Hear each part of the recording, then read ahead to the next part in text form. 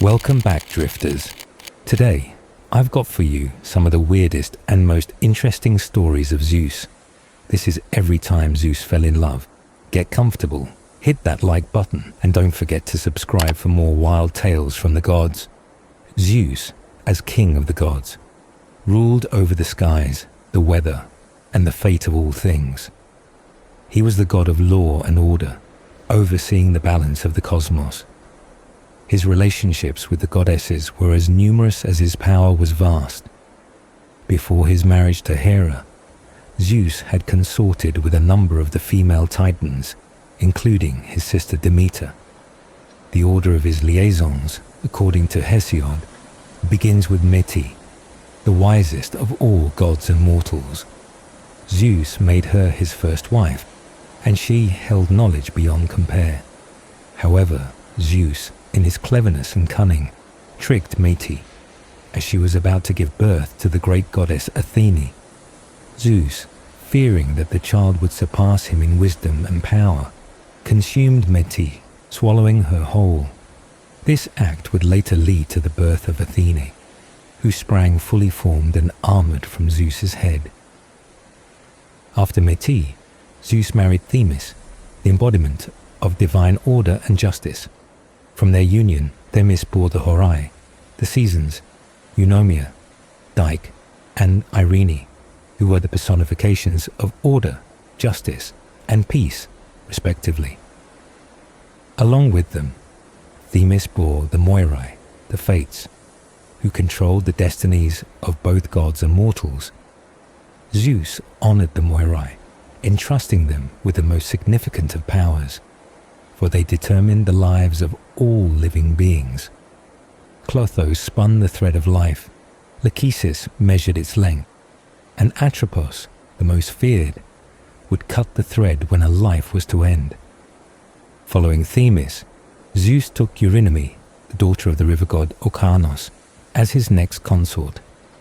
Eurynome bore him 3 graces, the Carites, Aglaia, Ophrosina, and Thaleia.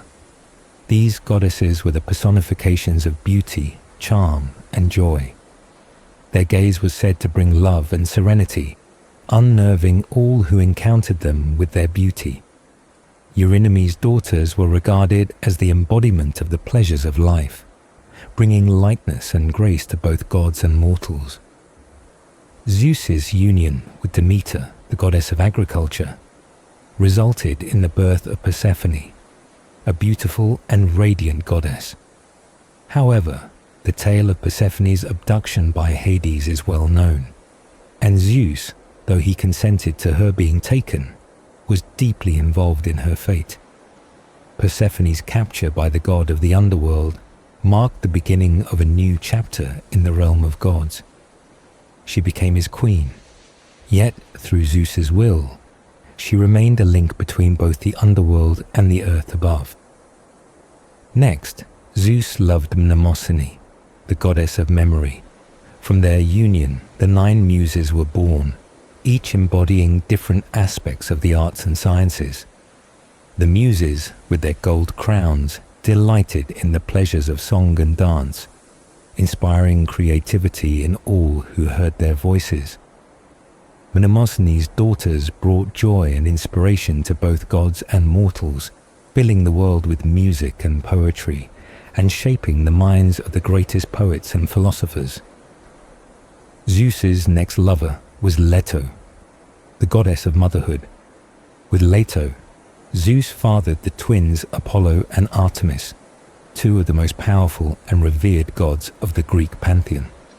Apollo, the god of music, prophecy, and healing, was the shining light of the gods, while Artemis, the goddess of the hunt, wilderness, and childbirth, was a protector of women and children.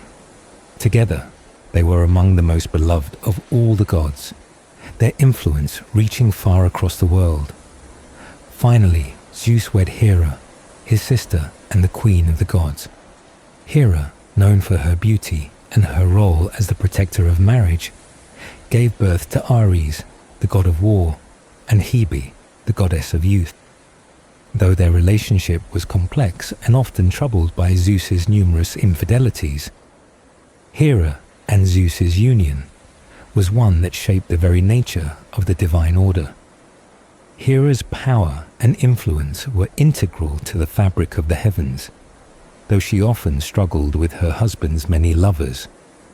Aside from his divine wives, Zeus's amorous affairs with mortals were legendary. From Maia, the daughter of Atlas, Zeus fathered Hermes, the messenger god, who was also the god of thieves, commerce, and travelers. Hermes would go on to become one of the most important and beloved gods, known for his cunning and quick wit. Zeus's affair with the mortal woman Semele resulted in the birth of Dionysus, the god of wine, revelry, and madness. Semele, a princess of Thebes, had unknowingly conceived the god with Zeus, who appeared to her in his true divine form.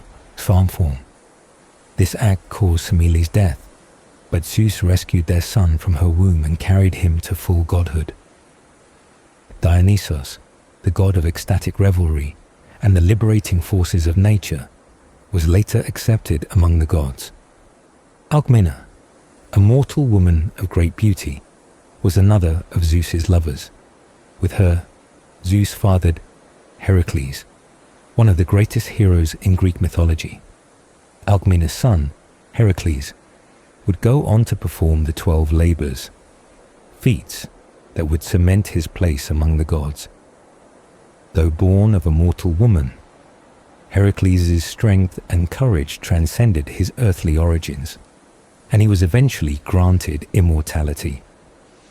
Thus, the many loves of Zeus shaped the world, bringing forth gods, heroes, and mortals whose tales would be passed down for generations. His relationships with the goddesses were not only central to the divine order, but also intertwined with the fates of those who walk the earth. Each union, whether with a titaness, a goddess, or a mortal, contributed to the complex web of relationships that governed the heavens and the earth. Through his numerous affairs, Zeus was not just a god of thunder and lightning, but also the progenitor of a diverse and powerful line of gods and heroes, each playing a crucial role in the unfolding drama of the cosmos.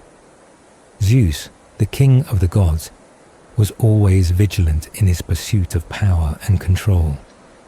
As he ruled the heavens, his relationships with goddesses were as powerful and complex as his reign. The story begins with his first wife, Meti, the daughter of Okeanos and Tethys. Meti was known for her wisdom, resourcefulness, and intelligence, making her the perfect companion for Zeus. However, it was also her wisdom that made Zeus wary. She was pregnant with a child, and it had been prophesied that her child would be a son who would surpass Zeus in strength and become the ruler of both gods and mortals. This prophecy filled Zeus with fear, and he sought to prevent it from coming true. With the guidance of Gaia and Uranus, Zeus decided to take drastic action. He deceived Meti with his words, persuading her to trust him, and then, in a swift and shocking move, he swallowed her whole. The act was one of treachery, as Zeus, in his cunning, feared that the power of Meti's child would be greater than his own. While Meti was swallowed, she remained within Zeus, carrying the unborn Athene. As time passed, the child grew, and it was said that Meti, even within Zeus, continued to guide the thoughts of the god. In this way, Athene, the grey-eyed goddess, was born from Zeus himself, emerging from his head fully grown and clad in armor. This birth marked the beginning of Athene's place as one of the most important and powerful goddesses, a force who would go on to be a protector of cities and a symbol of wisdom, warfare, and justice. Meti, though hidden within Zeus's belly, played a crucial role in the creation of Athene. As the mother of this powerful goddess, Meti's influence was felt in the wisdom that Athene would later possess. Even in her imprisoned state, Métis was said to have shaped the mind of the goddess, imbuing her with knowledge far beyond that of all other gods and mortals. Athene's armor, crafted by Métis herself, became a symbol of her strength and power. It was this armor that would become the terror of armies, a representation of both divine and earthly strength. Métis' influence would remain with Athene throughout her life, for she was the one who gave Athene the wisdom and courage needed to lead the gods in battle and protect the world of men. After Métis, Zeus moved on to his next consort, Themis, the embodiment of divine order and justice. Themis was a powerful and important figure, as her role in maintaining balance and fairness was vital to the harmony of the gods. From their union, Themis bore the Horai, the seasons, who were responsible for regulating the natural order of the world. These three goddesses, Eunomia, Dike, and Irene, personified the qualities of order, justice, and peace. Eunomia brought order to the land, ensuring that the world remained balanced. Dike, the goddess of justice, upheld the law, protecting the world from corruption and chaos. Irene, the goddess of peace, kept harmony between gods and mortals, bringing an end to conflict and strife. Together, these three daughters of Themis were the stewards of human society, ensuring that the lives of mortals remained guided by wisdom and fairness. The Moirai, or the Fates, were also born to Themis and Zeus. The Moirai were the goddesses who controlled the destinies of both gods and mortals. Clotho spun the thread of life, Lachesis measured its length, and Atropos, the most feared, would cut the thread, deciding when a life would end. The Fates were revered and feared by all, as their power was unmatched. Even Zeus, the king of the gods, could not alter the fate they had decreed. Their influence was so great that the gods themselves were bound by the threads of destiny, and no mortal could escape the fate that the Moirai had spun for them. Zeus's relationship with Themis, like his union with Métis, brought forth important divine figures who would go on to play crucial roles in the world of the gods and mortals. Through Themis, Zeus created the pillars of order, justice, and peace, as well as the Moirai, who control the ultimate destinies of all living beings. These relationships not only reinforced Zeus's dominance over the cosmos, but also ensured that the natural order and laws of the gods were upheld. The divine offspring of Themis, with their powers over the seasons and the fate of all beings, were essential to maintaining the balance of the world. The Moirai, in particular, were seen as the ultimate authority in the realms of life and death, their decisions irreversible and unchallenged. Zeus's unions with goddesses were not simply matters of love and desire. Each relationship played a crucial role in the shaping of the divine world. With Métis, he secured the birth of Athene, a goddess who would be a force of wisdom and justice. Through Themis, he created the seasons and the fates, ensuring that order and balance were maintained in the world. These unions also served to strengthen Zeus's rule, as each goddess and their offspring contributed to the stability and power of the gods. In this way, Zeus's many loves and relationships were not just personal affairs. They were pivotal in the creation of the divine order that governed both the heavens and the earth. The power of these relationships, born from wisdom, justice, and fate, would echo throughout the ages, shaping the destiny of all beings in the world of the gods and mortals alike. First, the Moirai, the Fates, took the goddess Themis, wise in counsel, and guided her in a golden chariot along a gleaming pathway from the springs of Okeanos to the sacred stair of Olympus. There, she was to become the primal bride of Zeus, the great ruler of the gods. In their union, Themis bore him the Horai, the seasons, who were ever true and adorned with golden fillets and gleaming fruit. The Horai, Irene, Eunomia, and Dike, were goddesses who held the natural world in balance, overseeing the cycles of life with their gifts. Irene embodied peace, ensuring that the world remained free of war and strife. Eunomia represented order, maintaining harmony and structure in both the heavens and the earth.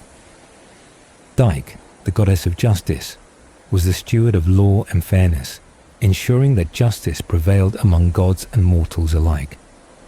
The Horai's influence was so great that their names became synonymous with the seasons themselves, governing the flow of time and the very rhythm of nature.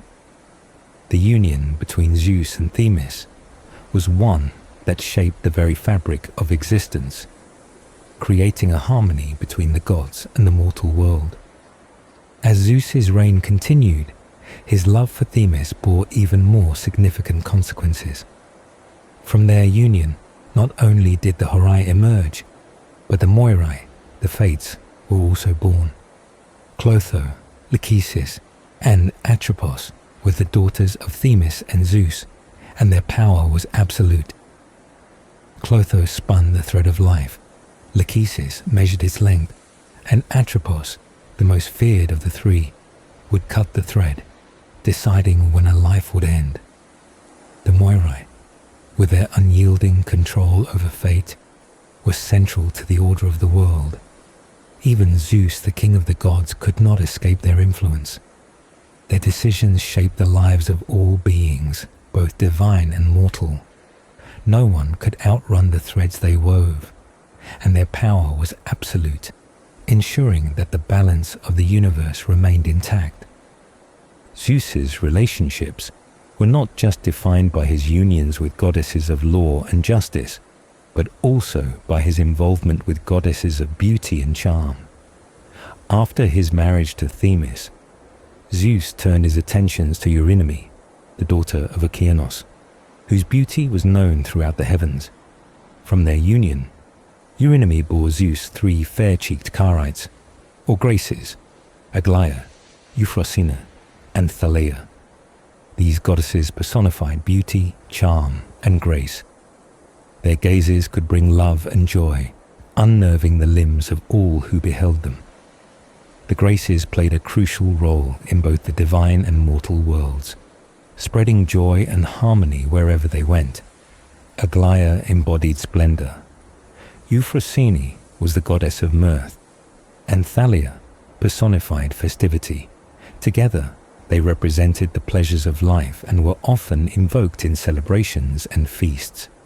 In the union between Zeus and Eurynome, the world was given not only beauty, but the very essence of joy and vitality. But Zeus's loves did not end with the Graces. His relationship with Demeter, the goddess of the harvest and agriculture, was one of great significance. Demeter, all-nourishing and gentle, bore Zeus a daughter, Persephone, a goddess of extraordinary beauty. However, the tale of Persephone's abduction by Hades is one of the most famous in Greek mythology. Zeus, in his wisdom, gave Persephone to Hades to rule as his queen in the underworld. Though Demeter, her mother, was heartbroken by the loss of her daughter, Zeus's decision was one that shaped the cycle of life and death. Persephone's time spent in the underworld, along with her return to the earth each year, marked the changing of the seasons, and Demeter's grief was reflected in the death and rebirth of the crops. This tragic yet beautiful myth demonstrated the intertwined fates of gods and mortals and the unbreakable bond between them. Through each of these relationships, Zeus not only strengthened his rule over the heavens, but also created the divine order that governed both the gods and the mortal realm. The divine offspring of these unions were not mere children of the gods, but rather embodiments of forces that shaped the world itself. The Horai brought harmony to nature. The Moirai ensured that fate remained fixed. The Graces spread joy and beauty, and Demeter's daughter, Persephone, became a key figure in the eternal cycle of life, death, and rebirth. Zeus's relationships were both a reflection of his power and a means by which he ensured the stability of the universe. His love for Themis, Eurynome, and Demeter produced offspring that would forever influence the course of both divine and mortal events. The divine unions that Zeus formed with these goddesses were not merely about love and companionship, but also about creating the forces that would govern the world. Whether it was the laws of nature, the threads of fate, the joys of life, or the cycle of life and death, Zeus's unions played an essential role in shaping the world in which both gods and mortals lived. Each relationship brought with it a gift, a force that contributed to the ongoing balance of the cosmos. Through these unions, Zeus ensured that his reign was not just one of power, but also of stability, order, and continuity, shaping the universe in a way that would endure for all eternity. Zeus, the mighty ruler of the heavens, had many loves, each shaping the world in unique ways. His union with the goddess Mnemosyne, the personification of memory, was one such union that brought forth profound changes. Mnemosyne resided in the hills of Eleutheria, a place known for its beauty and sacredness. When Zeus lay with her, it was not just a simple affair, but a union that would bear divine consequences. For 9 nights, Zeus and Mnemosyne were together, far from the reach of the other immortals, in a secluded place where time seemed to stand still. After a full year had passed, when the seasons had cycled through, Mnemosyne gave birth to 9 daughters, the Muses, each of them linked by their shared love of song and creativity. The Muses were born of one mind, with hearts set upon music, and their spirits free from care. These daughters, born on the highest reaches of snowy Olympus, would become the divine sources of inspiration for all art, from poetry to music, from dance to the sciences. The Muses, with their radiant golden crowns, would be invoked by artists, poets, and thinkers alike, their influence spreading across all corners of the mortal world. Each of the Muses had her own domain. Calliope was the muse of epic poetry, Clio was the muse of history, Melpomene was the muse of tragedy, Euterpe was the muse of music, Errata was the muse of love poetry, Terpsichora was the muse of dance, Urania was the muse of astronomy, Thalia was the muse of comedy, and Polymnia was the muse of sacred hymns. Together, they were the embodiment of creativity and inspiration, a divine force that stirred the hearts of mortals to create and express. Zeus's union with Mnemosyne was one of deep significance. The Muses brought with them the gift of memory, and with that memory came the ability to recall the past, to understand the world, and to shape it through the power of art. Through their influence, mortal beings could immortalize their thoughts and emotions in song and verse, ensuring that their stories would live on forever. In this way, Mnemosyne's role was to provide the foundation for the Muses, whose artistic powers would guide the future.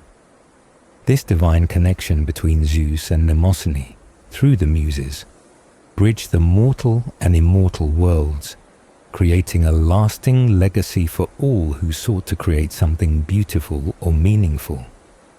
After his union with Mnemosyne, Zeus's attention turned to the goddess Leto, whose beauty and grace were known across the heavens. Leto, the daughter of the Titans, was a figure of great beauty, but it was not just her appearance that drew Zeus to her. Leto was wise, gentle, and powerful, and her union with Zeus would bring forth 2 of the greatest gods in Greek mythology, Apollo and Artemis. Apollo, the god of prophecy, music, and healing. was the son of Zeus and Leto, while Artemis, the goddess of the hunt, wilderness, and childbirth, was their daughter. Both children would become among the most revered and loved of the Olympian gods. Apollo, with his radiant beauty and talents, was known as the god who brought light to the world, guiding mortals through both physical and spiritual darkness. His talents in music, prophecy, and healing made him a figure of immense power and respect. Artemis, on the other hand, was known for her independence and strength. As the goddess of the hunt, she was fierce and untamed, a protector of animals and women. She was also revered for her ability to bring safe and painless childbirth to women, embodying both the fierce and nurturing aspects of femininity. Together, Apollo and Artemis represented the balance of light and darkness, of creation and destruction, and their powers would shape the world in profound ways. Zeus's love for Leto was one of deep affection and respect. Leto's children, Apollo and Artemis, would go on to play pivotal roles in the world of gods and mortals. Apollo, with his knowledge and wisdom, would guide the people of Greece and beyond, bringing them the gift of prophecy and the arts. Artemis, ever the protector, would ensure the survival of nature and the sanctity of life, all while fiercely defending her independence. Together, the children of Zeus and Leto were symbols of the powerful forces of nature and the delicate balance between creation and destruction, life and death. Zeus's many unions with the goddesses of Olympus were not just matters of love and passion. They were acts that shaped the very fabric of the world. Each goddess brought with her gifts and powers that would influence both the divine and mortal realms. From his union with Mnemosyne, Zeus brought forth the Muses, who would inspire creativity and beauty in all things. Through his love for Leto, Zeus created two of the most powerful and revered deities, Apollo and Artemis, whose influence would span the realms of prophecy, music, healing, the hunt, and childbirth. These relationships were not only about love, but also about the creation of forces that would shape the world for generations to come. Through his unions with these goddesses, Zeus ensured that his reign over the heavens was not only one of power, but also of wisdom, creativity, and balance. Each of his loves brought forth divine offspring who would play essential roles in the cosmic order, ensuring that the world would remain in harmony, with the gods and mortals living in a delicate but enduring balance. Leto, the daughter of the Titan Koios, had long been admired for her beauty and grace, but it was her union with Zeus that would bring both divine blessings and tribulations. When Hera, the queen of the gods and wife of Zeus, discovered that Zeus had taken Leto as his lover, she was filled with a deep, burning jealousy. Hera, furious at her husband's infidelity, imposed a cruel punishment on Leto, decreeing that she could not give birth in any place where the sun shone. This curse forced Leto to wander across the earth, searching desperately for a place where she could safely bring her children into the world. Hera's anger was relentless, and even the earth seemed to conspire against Leto. It was a time of great hardship, but in the end, Leto found refuge on the small floating island of Delos. There, under the protection of the gods, Leto gave birth to her twin children, Artemis and Apollo. Artemis, the goddess of the hunt, was born first, and she immediately helped her mother in bringing forth her twin brother, Apollo, the god of music, prophecy, and the sun. Their births, against all odds, symbolized the triumph of Leto over Hera's wrath, and Delos became a sacred island, forever associated with the birth of these powerful deities. While Leto's story was one of perseverance in the face of Hera's jealousy, another goddess, Asteria, had a very different fate when it came to Zeus's pursuit. Asteria, the daughter of the titan Koios, was a beautiful goddess in her own right, and Zeus, drawn by her allure, sought to claim her as his own. However, Asteria was not as easily swayed by Zeus's desires as many others had been. She rejected his advances, fleeing from him in fear. In a desperate attempt to escape Zeus, Asteria transformed herself into a quail and threw herself into the sea. Zeus, undeterred, pursued her in the form of an eagle. Asteria's flight was swift, but it was in vain, as Zeus soon caught her. However, as he did, she was transformed into an island, which would later be named Ortygia after her. This island would become a significant place in Greek mythology, for it was here that Leto, pregnant with Apollo and Artemis, found refuge from Hera's wrath. The island of Ortygia, later known as Delos, became the birthplace of the twins and a place of great importance in the divine world. Zeus's pursuit of love was not always as straightforward as his relationships with Leto and Asteria. His relationship with Aphrodite, the goddess of love, beauty, and desire, was one filled with conflict and rejection. While Zeus was the king of the gods, even his desires could not always be fulfilled in the way he wished. On the island of Kypros, where Aphrodite was born from the sea foam, Zeus attempted to claim her as his own. His desire for the goddess was so great that he attempted to rape her. However, Aphrodite, being a goddess of love and beauty, was no easy conquest.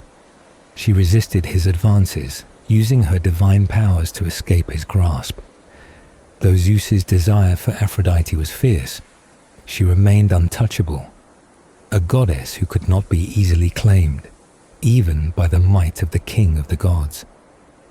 This attempt by Zeus to overpower Aphrodite was a reminder that not all goddesses could be subdued by his will, and even he, with all his power, could not always have what he desired. While Zeus's love life was often filled with passionate pursuits, not all of his relationships ended in triumph. His attempted violation of Aphrodite on Kypros was just one example of how his desires could be thwarted. Yet Zeus's love life remained one of great complexity, with each goddess he loved playing a pivotal role in shaping the world of gods and mortals. Through Leto, Zeus became the father of two of the most powerful gods, Apollo and Artemis, who would go on to play crucial roles in both the mortal and divine worlds. Through Asteria, Zeus's pursuit led to the creation of the sacred island of Delos, which would be forever linked to the birth of the twins. Even in his more complicated and less successful attempts, such as with Aphrodite, Zeus's relationships and loves left lasting marks on the world of the gods. The stories of his unions and the offspring they produced would reverberate through the ages, shaping the myths, legends, and divine order of the ancient world. Zeus's relationships with these goddesses, though filled with challenges, were instrumental in maintaining the balance of power and influence among the gods. Leto's perseverance under Hera's jealousy brought forth two of the most revered deities, Apollo and Artemis, who represented the balance between light and darkness, creation and destruction. Asteria's escape from Zeus and her transformation into an island gave rise to the sacred Delos, a place of refuge for the divine and a symbol of resilience in the face of adversity. And even though Zeus's advances toward Aphrodite were rebuffed, the relationship between the two gods served to highlight the complexities of love, power, and resistance in the world of the gods. Through each of these loves, Zeus not only shaped the divine order, but also influenced the very fate of the mortal world, with each goddess playing a role in the broader tapestry of Greek mythology. In the fertile land of Kypros, a strange and mysterious event took place when Zeus's desire for Aphrodite, the goddess of love, was not met in the usual manner. When Zeus attempted to approach Aphrodite, she fled swiftly, determined not to fall into her father's embrace, unwilling to become his lover. Despite Zeus's powerful desire, he was unable to catch her as she sped away like the wind. In frustration, Zeus gave up the chase but did not abandon his attempt entirely. Instead of pursuing Aphrodite, he cast his seed upon the ground, and from this divine act, the earth itself, Gaia, received the generative essence of Zeus. In the fertile soil, this divine shower of seed blossomed into a peculiar and wild creation. From the love showered upon the land, the horned creatures of Kypros, the centaurs, sprang forth. These creatures, a mix of man and horse, were born of the union that had not come to pass, a reminder of the strange and often unpredictable nature of Zeus's desires. The centaurs, born from the union that never fully occurred, became a symbol of untamed energy and primal force, their existence tied to the earth and its wildness.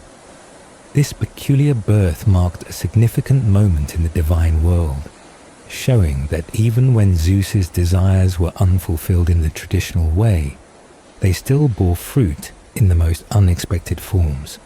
Later, Aphrodite and Zeus would find themselves in an actual union, though their relationship would not be without complications. Hera, ever jealous of her husband's infidelities, was furious when she discovered the affair between Zeus and Aphrodite.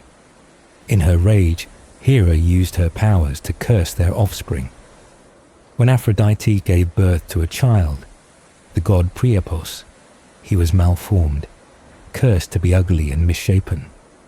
Hera's jealousy had tainted the birth, and the child was unlike any other god or mortal. Priapos, a god of fertility, was born with exaggerated and grotesque features, most notably with overly large genitals that became his defining trait. His mother, unable to bear the sight of her cursed child, cast him away onto a mountain. A shepherd found and raised him, though Priapos's appearance and behavior were far from conventional. Despite his deformities, Priapos eventually became known as a god of fertility, agriculture, and gardens. His physical form no longer the focus of his existence, but instead his association with growth and the cycles of nature. The curse from Hera, though cruel, did not prevent Priapos from becoming an important figure in the pantheon, reminding the gods and mortals alike that even from misfortune, power could arise, though it would often take an unusual form. Zeus's complex relationships extended even further with Persephone, the goddess of the underworld and the daughter of Demeter, the goddess of the harvest. In the Orphic myths, Zeus took on a different guise when he sought to possess Persephone. Rather than approaching her as a god of great power and authority, Zeus transformed into a serpent, a creature often associated with fertility, transformation, and the primal forces of nature. In his serpent form, he seduced Persephone, and from their union was born a son, Zagreus. Zagreus, like his father, was destined for greatness, but his life would be marked by tragic fate. When Zeus placed Zagreus on the throne of heaven, the Titans, envious of his power and beauty, attacked him. They dismembered the young god, tearing him apart in a violent and brutal act. However, not all was lost. The heart of Zagreus was recovered, and it was through this heart that a new life would emerge. Zagreus was reborn, this time as Dionysos, the god of wine, revelry, and ecstasy. His rebirth signified the cyclical nature of life and death, the idea that from destruction could come new creation. The myth of Persephone and Zeus did not end with the tragic death and rebirth of their son. another figure emerged from their union, a dark and mysterious goddess named Melinoi. Born of Zeus and Persephone, Melinoi was said to embody both light and darkness. Her appearance was described as being part black from her father Zeus and part white from her mother Persephone.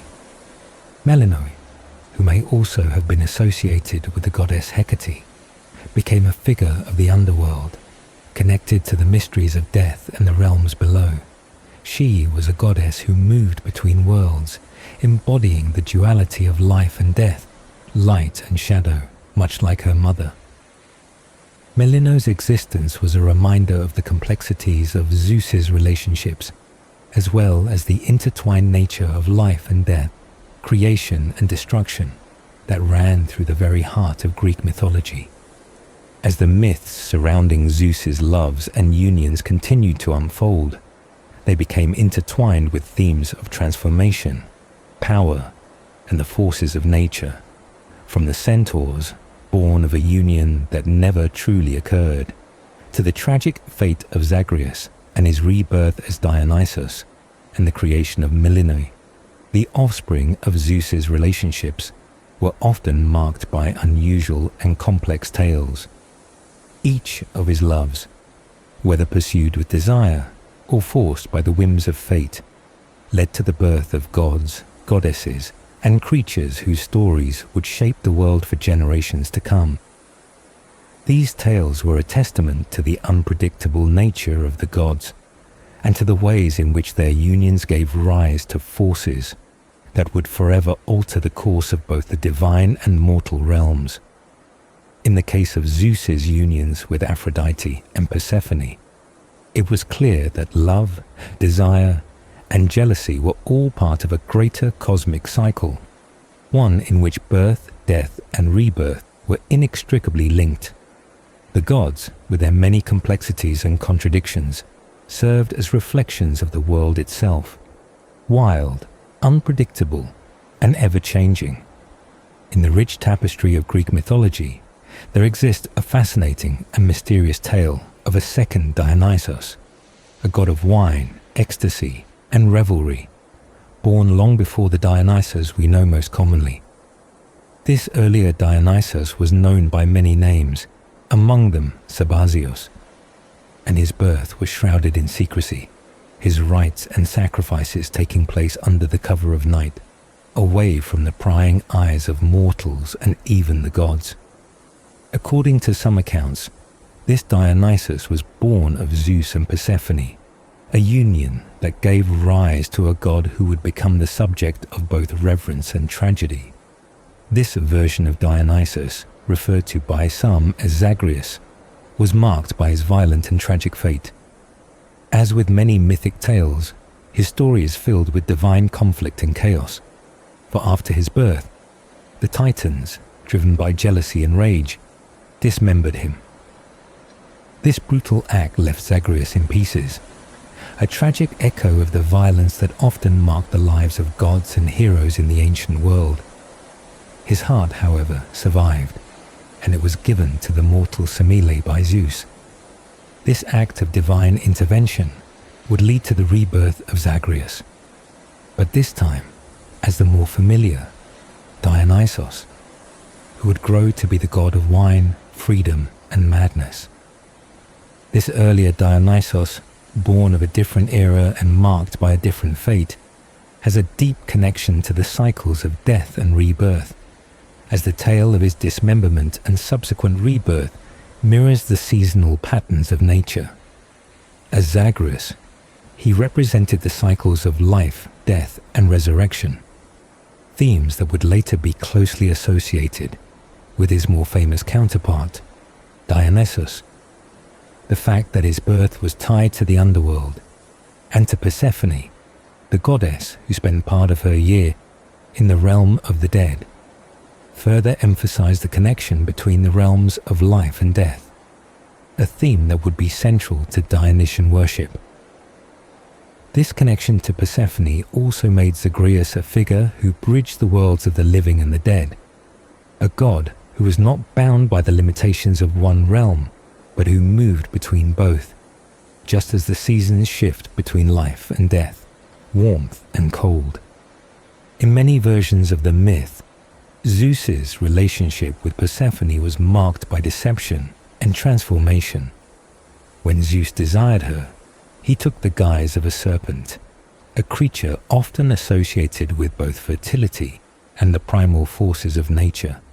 In this form, he seduced Persephone, and from this union, the god Zagreus was born. The serpent's shape was significant, for it was a symbol of transformation, of both creation and destruction, much like the god Zagreus himself.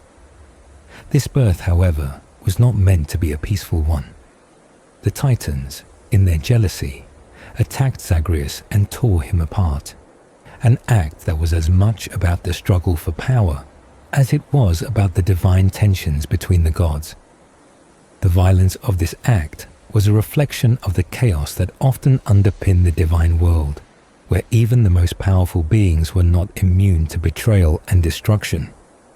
After Zagreus' death, his heart was saved by Zeus, who later gave it to Semele, a mortal woman. From this heart, a new life was conceived, leading to the birth of the Dionysus we are more familiar with. This second birth was one of rebirth and renewal, for Dionysus was not simply a god of wine and revelry, but also a symbol of resurrection. He was the god who brought life from death, who turned sorrow into joy, and who represented the freedom that comes with letting go of the constraints of the ordinary world. Dionysos, born from the union of Zeus and the mortal Semele, was a god who belonged to both the divine and the mortal realms. His ability to bridge these worlds made him a figure of great importance in Greek mythology, for he could move freely between the land of the gods and the world of men, much like his predecessor Zagreus had done. The tale of Zagreus, however, was not just one of violence and rebirth. It was also a story of the complexities of love, jealousy, and divine power. Zeus, in his desire for Persephone, had fallen under her spell, drawn to her beauty and her connection to the underworld. When Persephone, in her innocence, was pursued by Zeus, she was unaware of the divine forces at play. Her own beauty and her status as the daughter of Demeter made her a highly desirable figure in the eyes of the gods, and Zeus's pursuit of her was marked by the same intense passion that he had shown for other goddesses. This passion, however, was not enough to prevent the tragic fate of their son, Zagreus, whose dismemberment by the Titans marked the first of many trials in the life of this god of transformation.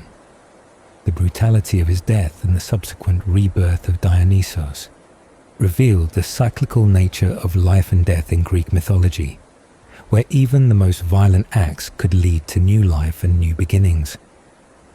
Dionysos' story, though often told in the context of his rebirth, also draws heavily from the tragic fate of Zagreus. The god of wine, freedom, and madness was born not just from the union of Zeus and Semele, but from the heart of Zagreus, a god who had been torn apart by the Titans. This connection between the two, Dionysi, the earlier Zagreus, and the later Dionysus, speaks to the continuity of divine power and the themes of life, death, and resurrection that ran throughout Greek mythology.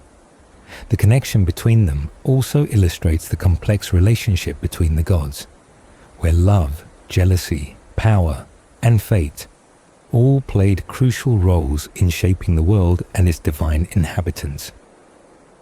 Zeus's desire for Persephone, the birth of Zagreus, and his eventual rebirth as Dionysus highlight the intricate and often turbulent nature of divine relationships. These stories, filled with transformation, death, and rebirth, not only reflect the natural cycles of the world, but also explore the deep and complex emotions that govern the gods. The tale of Zagreus, though tragic, ultimately gave rise to a god who would bring joy, freedom, and madness to the world. A god who would be celebrated for his ability to transform sorrow into ecstasy, and for his role in the eternal cycles of life and death. Persephone, the daughter of the earth goddess, was a figure of radiant beauty, but it was her reflection in a mirror that captivated her the most. As she gazed into the shimmering surface, she saw not just her face, but the very essence of her being, immortalized and reflected in the cold, lifeless surface. The image that stared back at her seemed to carry an air of judgment, as if evaluating her own beauty and confirming her place in the world.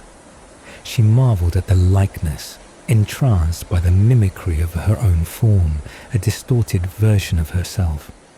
She looked at the face that smiled back at her from the mirror and wondered if it was truly hers or a trick of the light, a false image crafted by her own desires. It was in moments like these that Persephone's beauty became both a gift and a curse. The very essence of who she was became tied to the image reflected before her, a beauty to be admired, but also one that drew attention from all around her.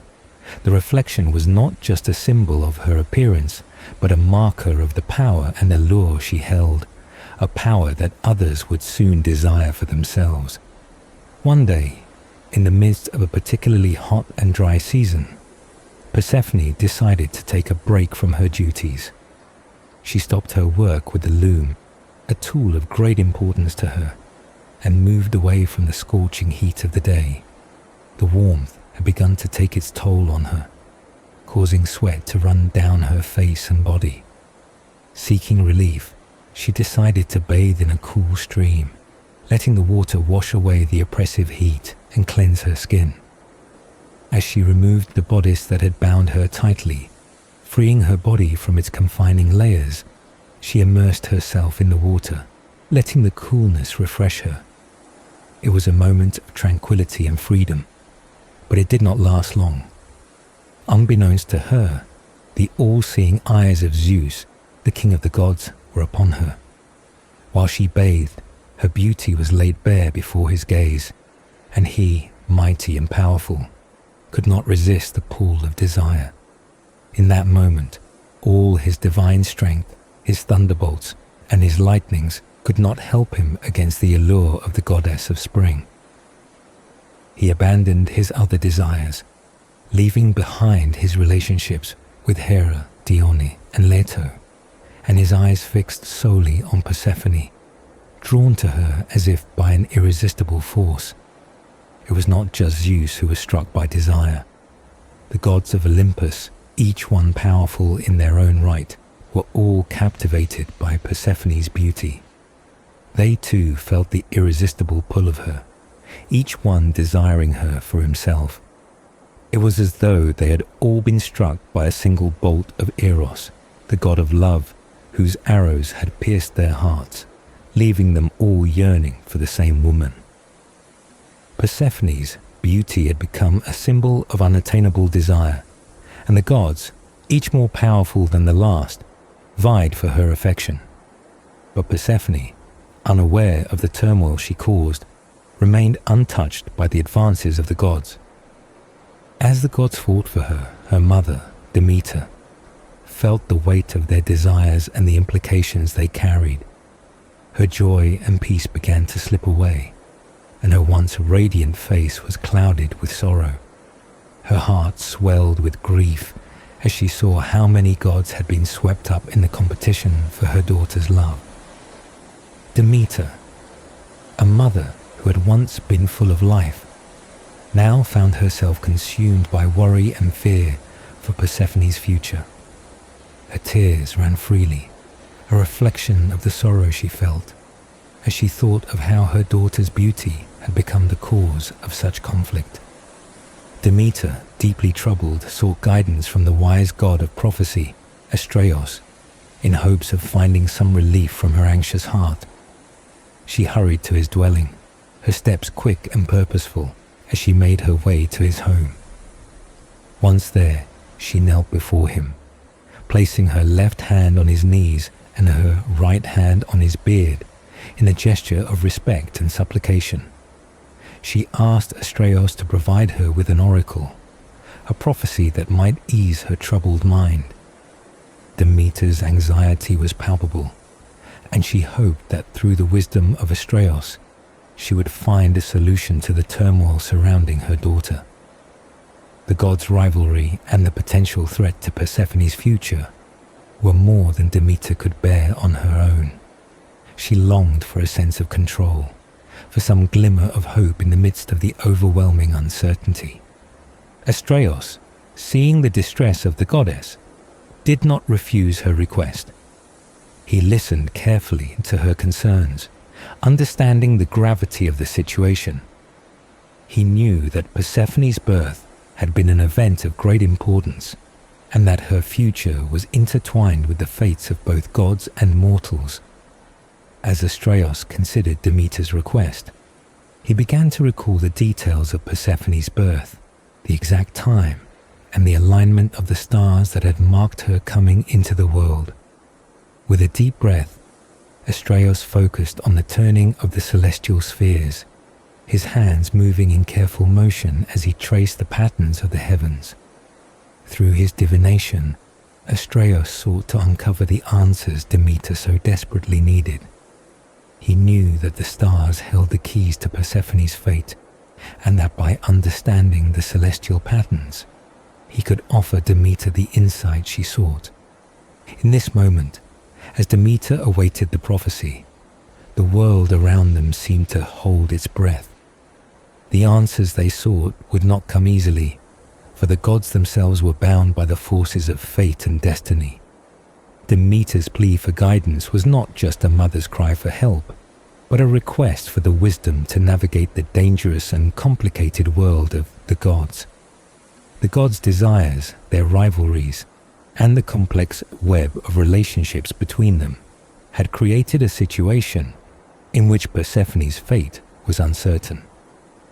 Would she be forced into a marriage with one of the gods, her life shaped by their desires, or would she find a way to maintain her freedom? The prophecy that Astraeus would provide could hold the key to answering these questions, offering a glimpse into the future that would shape not only Persephone's life, but the world of the gods as well.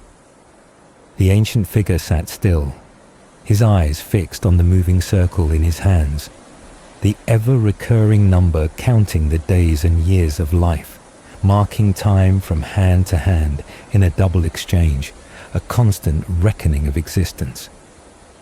Each day passed, each year circled around again, a never-ending cycle of moments and memories. His fingers traced the numbers in a quiet rhythm, methodically ticking off the days of a life, keeping count of time as it slipped away, like sand through fingers. His servant, Asterion, brought forth a round, revolving sphere. It was no ordinary object. It was a model of the cosmos, the universe itself captured in a small, delicate sphere. The Ancient One placed it gently on the lid of a chest, its surface gleaming under the dim light. With careful precision, he turned the sphere upon its pivot, his eyes scanning the vast expanse of the stars and planets within its curves. The shape of the sky was before him, the entire universe held within his grasp. As he turned the sphere, he studied the positions of the planets, the fixed stars, tracing their paths in the heavens with practiced ease. He followed the circuit of the stars, watching as they moved through the zodiac, noting every shift and turn. When his examination was complete, he returned the sphere to its box, its surface still glowing with the imprint of the sky, and the Ancient One, satisfied with his findings, spoke in a slow, deliberate tone. He delivered a triple oracle, a prophetic message meant to guide and warn the goddess who had come seeking wisdom. Fond mother, when the rays of the moon are stolen beneath a shady cone, and her light is gone, beware of a thief who comes for your daughter, he intoned. A secret lover will come, a false bridegroom, one who is not what he appears to be. You will see, before the marriage, a monster in disguise, cunning and sly, a being whose very presence will disturb the natural order. This I see as Ares the wife-stealer walks in the company of Venus, the goddess of love, and there, in their midst, the dragon rises, a symbol of impending trouble. The prophecy echoed in the stillness of the room, a warning wrapped in mystery. The Ancient One's voice fell silent, leaving only the weight of his words hanging in the air. Demeter, the goddess of the harvest, stood in the shadow of the prophecy, her heart heavy with the burden of the future. She felt the weight of the coming tragedy, the threat to her daughter that was foretold. A deep sorrow filled her as she thought of her beloved Persephone, whom she had guarded so carefully, now threatened by a fate she could not prevent. Demeter's heart swelled with both grief and determination. She understood the danger that lay ahead, but she could not accept it without taking action. She would not allow her daughter to fall victim to this secret and false union. With a resigned sigh, Demeter began her journey, her steps heavy with the knowledge of the prophecy that had just been revealed to her. She moved quickly, her thoughts consumed by the warning, her heart set on protecting Persephone at all costs. Demeter approached the chariot that would carry her on her journey, the dragons, the winged monsters that would pull her through the skies, ready to race to the farthest corners of the earth. She carefully balanced the curved yoke over the two necks of the monsters, their jaws locked around the crook-tooth bit, ready for their flight. As the yoke tightened, Demeter set the dragons into motion, guiding them through the skies with a steady hand and a firm grip. The roar of Boreas, the north wind, howled against her as she set off, but Demeter silenced it with the snap of her whip, urging the dragons onward.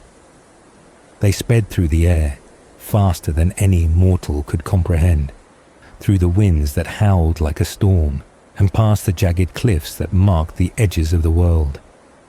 The dragons carried her swiftly, moving faster than any of the gods could, cutting through the clouds like a sharp blade, their wings beating against the currents of the sky.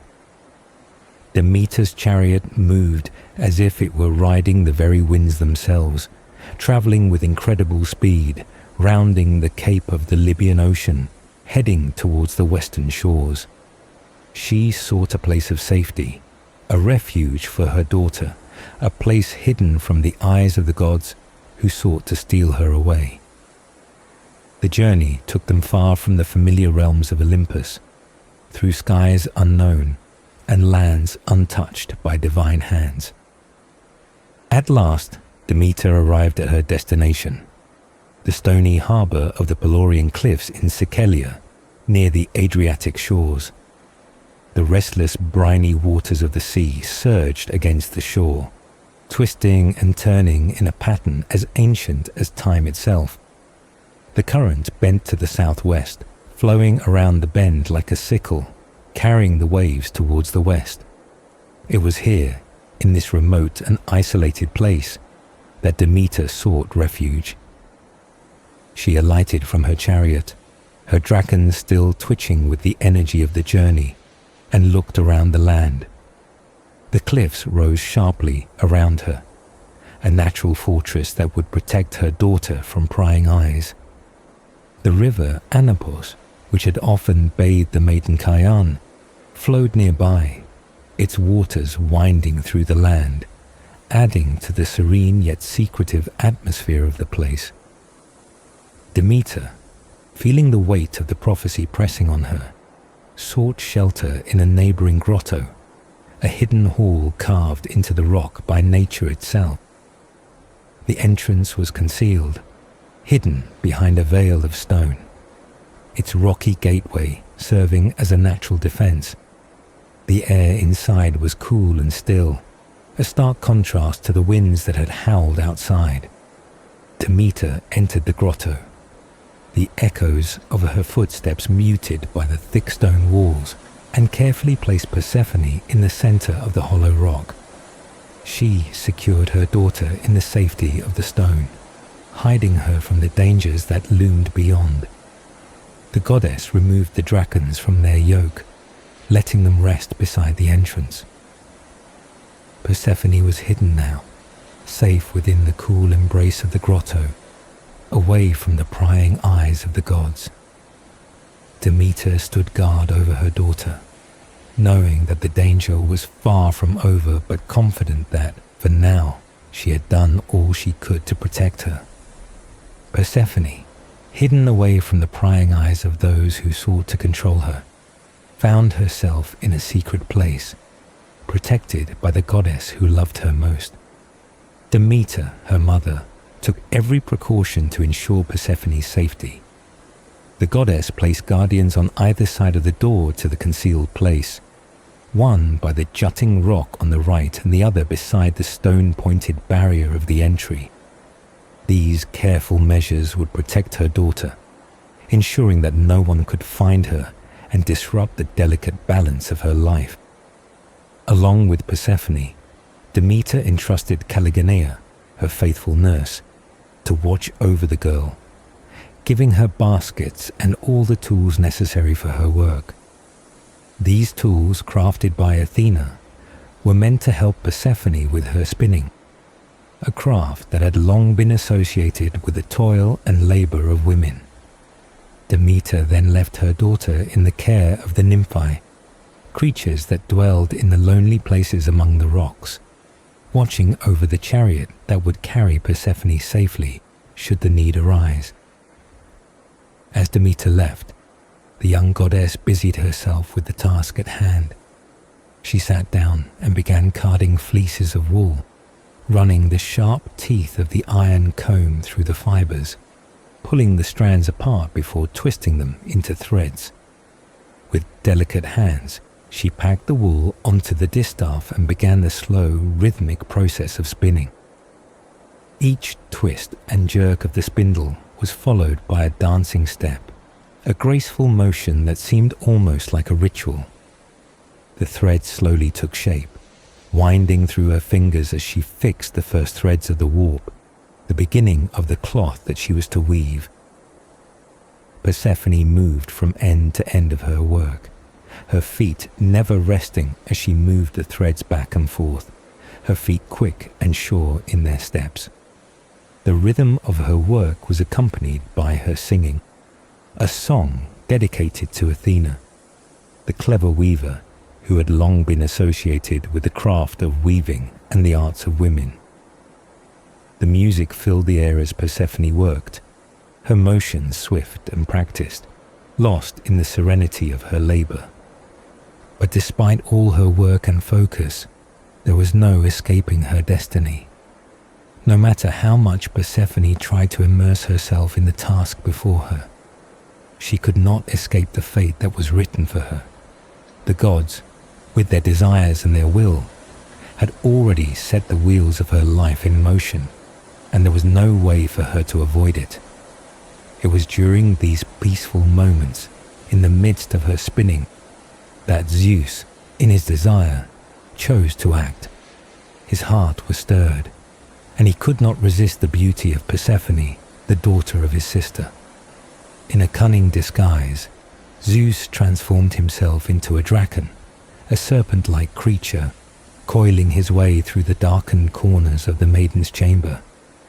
The dragon, in its many loving coils, slithered closer to Persephone, its smooth, hypnotic movements lulling her to sleep.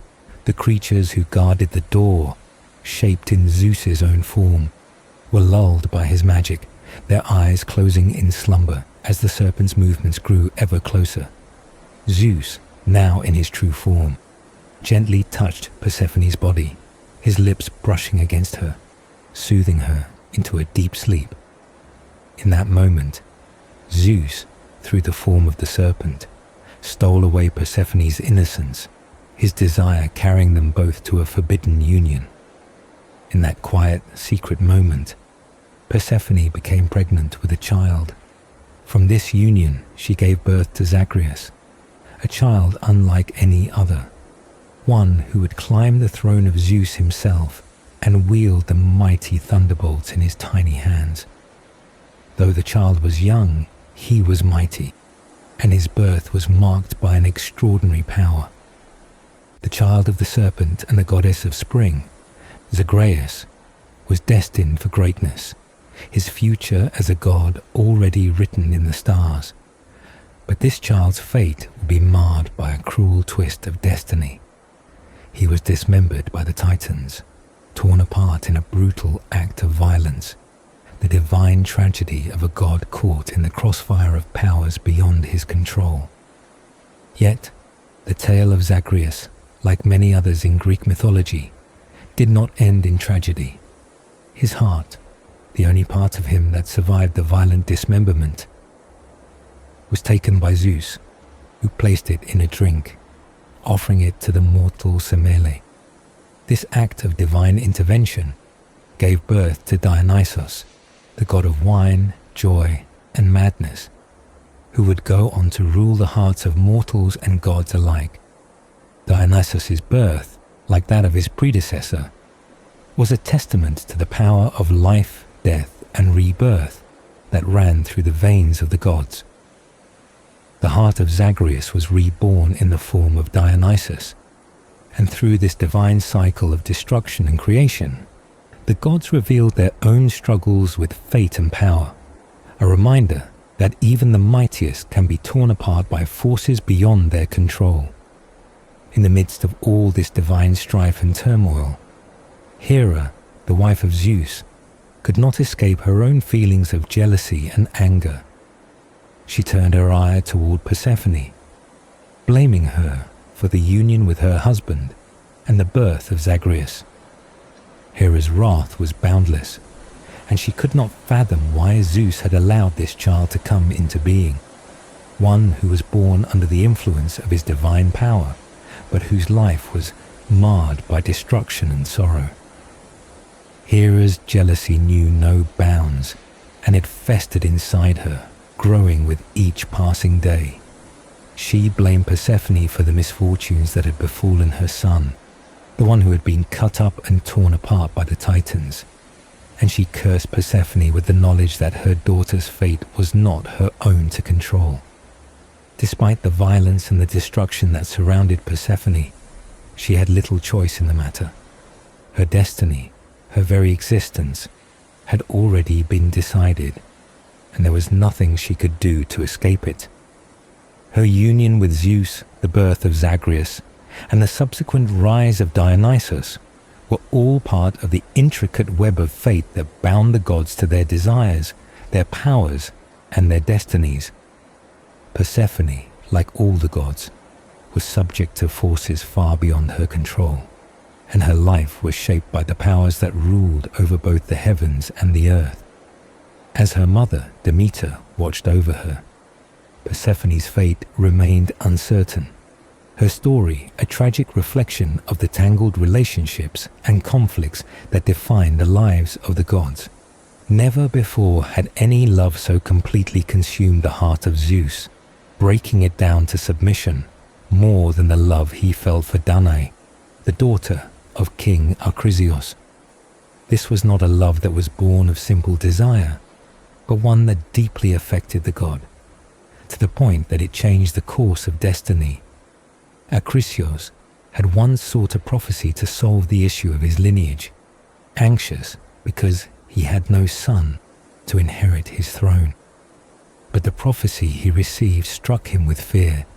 It foretold that his daughter, Danae, would bear a son who would eventually kill him. To prevent this terrible fate from coming true, Acrisios did the only thing he thought possible. He locked Danae away in a bronze chamber deep underground, where no man or god could reach her. However, his efforts to control fate were in vain. Zeus, the king of the gods, was drawn to Danae's beauty, and he would not be deterred by her confinement. Taking the form of a golden shower, Zeus descended through the ceiling of the chamber where Danae was imprisoned. The golden rain poured down and entered her womb, marking the beginning of a fateful union.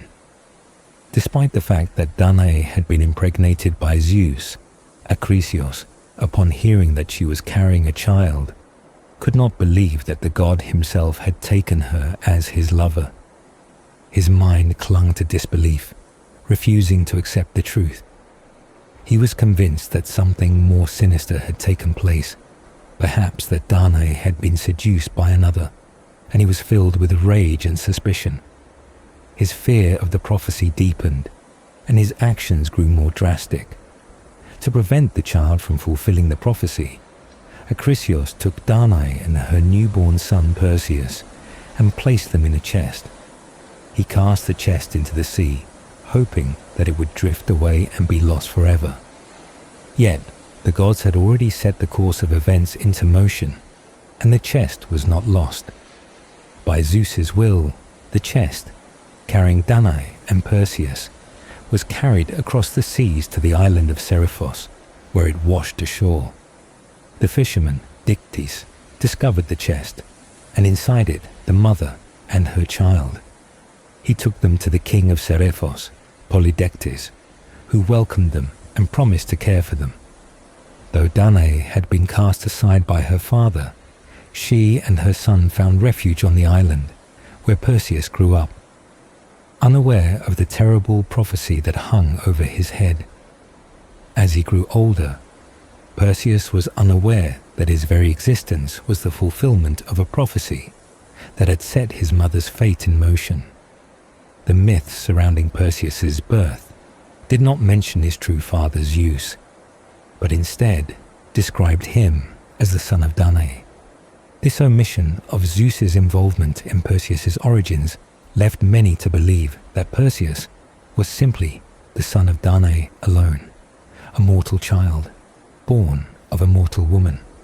Yet the truth remained that Perseus's father was none other than Zeus, the god who had disguised himself as Golden Rain, and whose love for Danae had set off a chain of events that would shape the destiny of the world.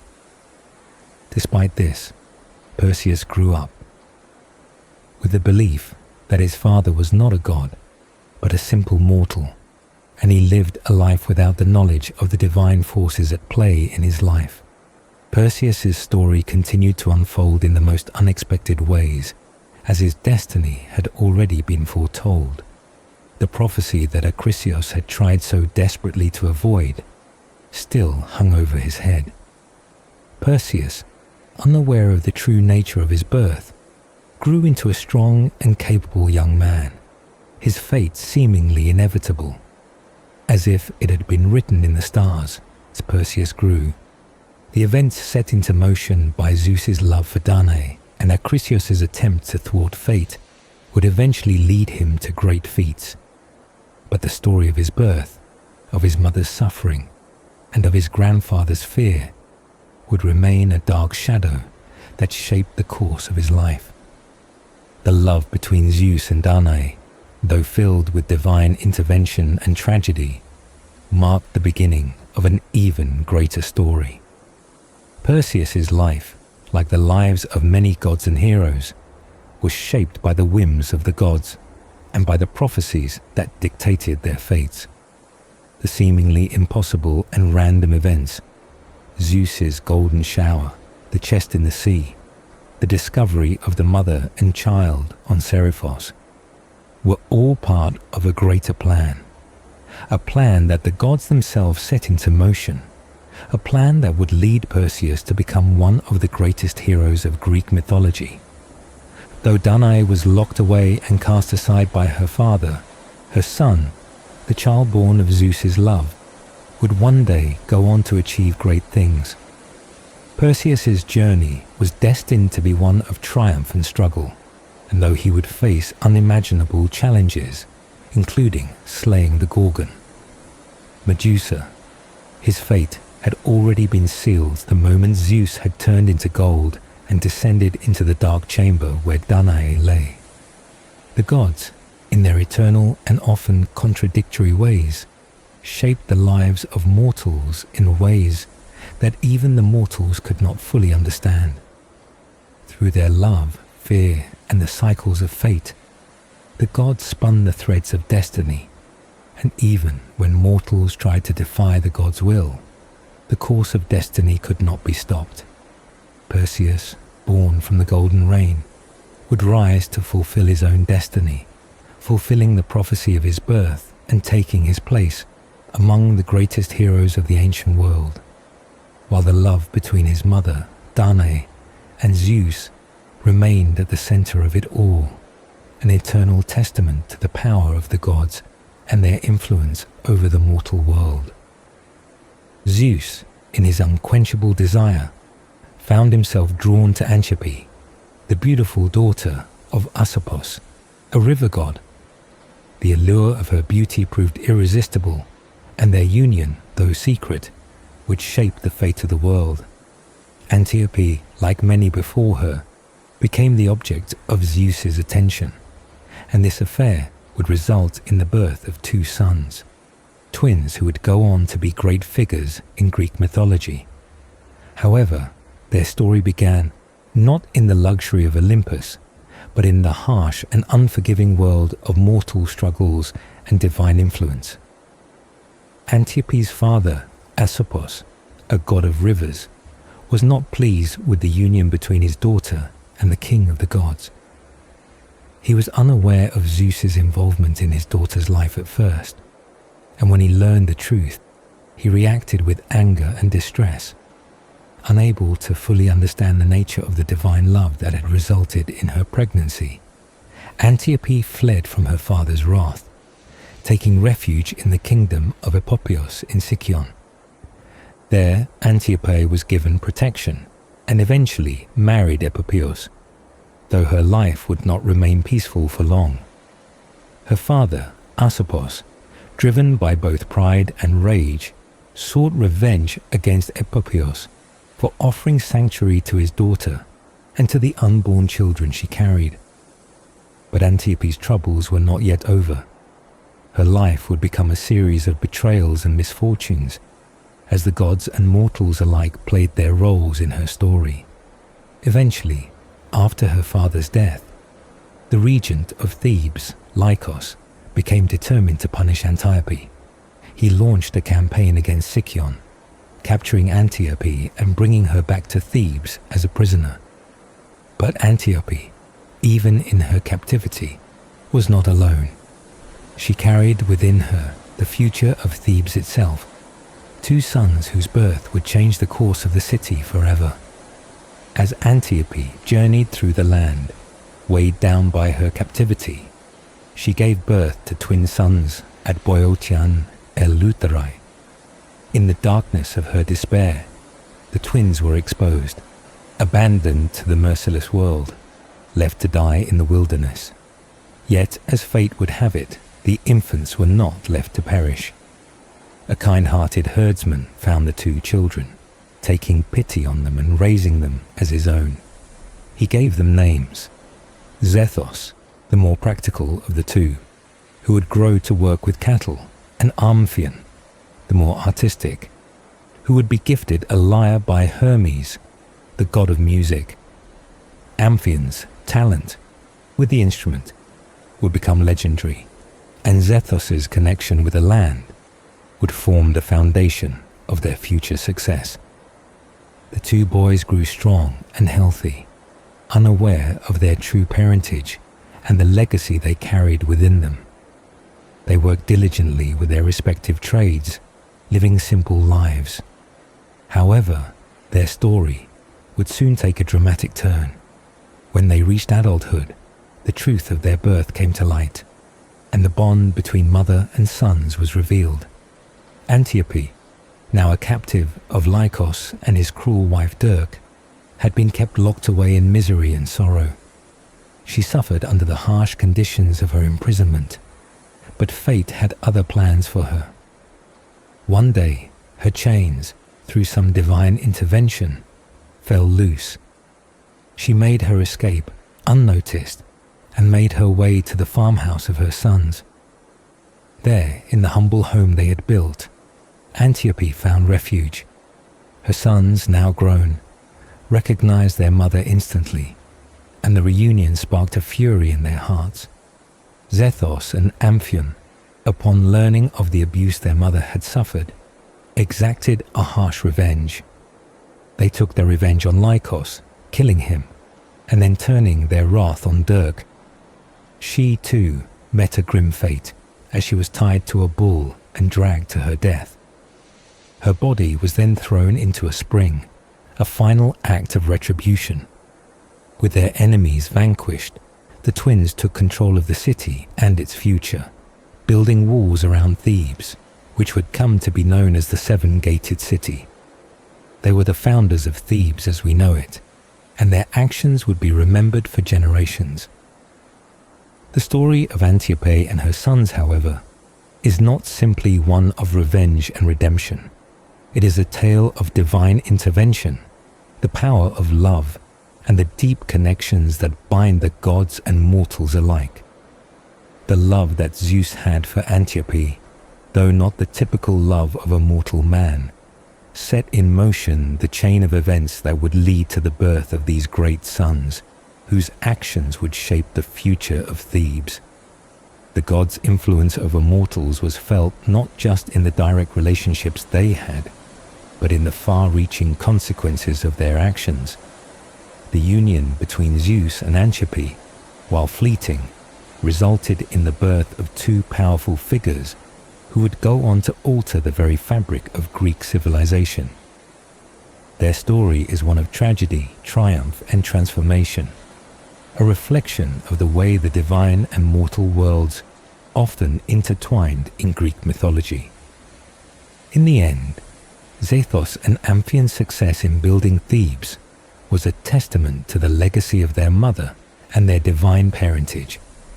The city they founded would grow into one of the most powerful in Greek mythology, a symbol of strength and resilience. The tale of Antiope, her suffering, and her eventual triumph through her sons shows the complexity of love and fate in the world of the gods. Though the gods may act in ways that seem cruel or indifferent, the mortals they affect are often left to pick up the pieces, shaping the world in ways the gods never intended. Antiope's story, like so many in Greek mythology, is one of the interwoven fates of gods and mortals, a story that teaches us about the power of destiny, the strength of family, and the forces that shape both the divine and the human world. Antiope, the beautiful daughter of Nyctios, had long been caught in the tangled web of divine and mortal influence. Her beauty, which had once been a source of great pride, became the cause of immense suffering. Though Zeus, the mighty king of the gods, had taken her as his lover, their union was not to remain hidden from the eyes of the world. But Antiope's troubles began long before Zeus's love for her. After Zeus's embrace, she was cast aside by her husband, Lycus, who believed her to be guilty of a disgraceful affair. Seeking to punish her for the shame of carrying the child of another, Lycus, in his fury, shut Antiope away in a dark prison. It was here, in her confinement, that Antiope gave birth to twins. The pain of childbirth, combined with the strain of her imprisonment, was unbearable, and she found herself desperate for a place to bear her children. The time had come, and she could no longer keep her sons hidden in the dark. As she wandered in her pain, searching for a place to give birth, she reached Mount Cithaeron, a wild and desolate place where the world seemed far removed from the troubles that had pursued her. There, in the harsh solitude of the mountains, Antiope gave birth to her sons, Zethos and Amphion. The twins, born in such a place of hardship, were destined for greatness, but their beginnings were marked by their mother's struggle to find peace. The twins were left exposed, abandoned by their mother in the wilderness, as Antiope, unable to care for them, fled from her cruel fate. The boys were discovered by a kind shepherd, who took them in and raised them as his own. In the quiet of the shepherd's home, Zethos and Amphion grew strong and healthy. They were named for the places where they had been born. Zethos, after the Greek word seeking a place, for his birth at the crossroads, and Amphion, named for the place of birth as well, for the way his mother had been forced to deliver him. The shepherd did his best to care for them, never knowing their true parentage. Though they were born of gods, they were raised as ordinary mortals. As they grew older, the truth of their lineage began to reveal itself. Their strength, their sense of purpose, and their deep connection to the land all pointed to a greater destiny. Zethos took to herding cattle, a fitting task for someone with his practical nature. Amphion, on the other hand, was gifted with a lyre by the god Hermes. His skill with the instrument was such that it moved even the stones of the earth, and he became known for his musical talents. It was through music that Amphion would eventually build Thebes, the city of 7 gates, a testament to the power of his songs and the strength of his lineage. But their story did not end with a peaceful life in the mountains.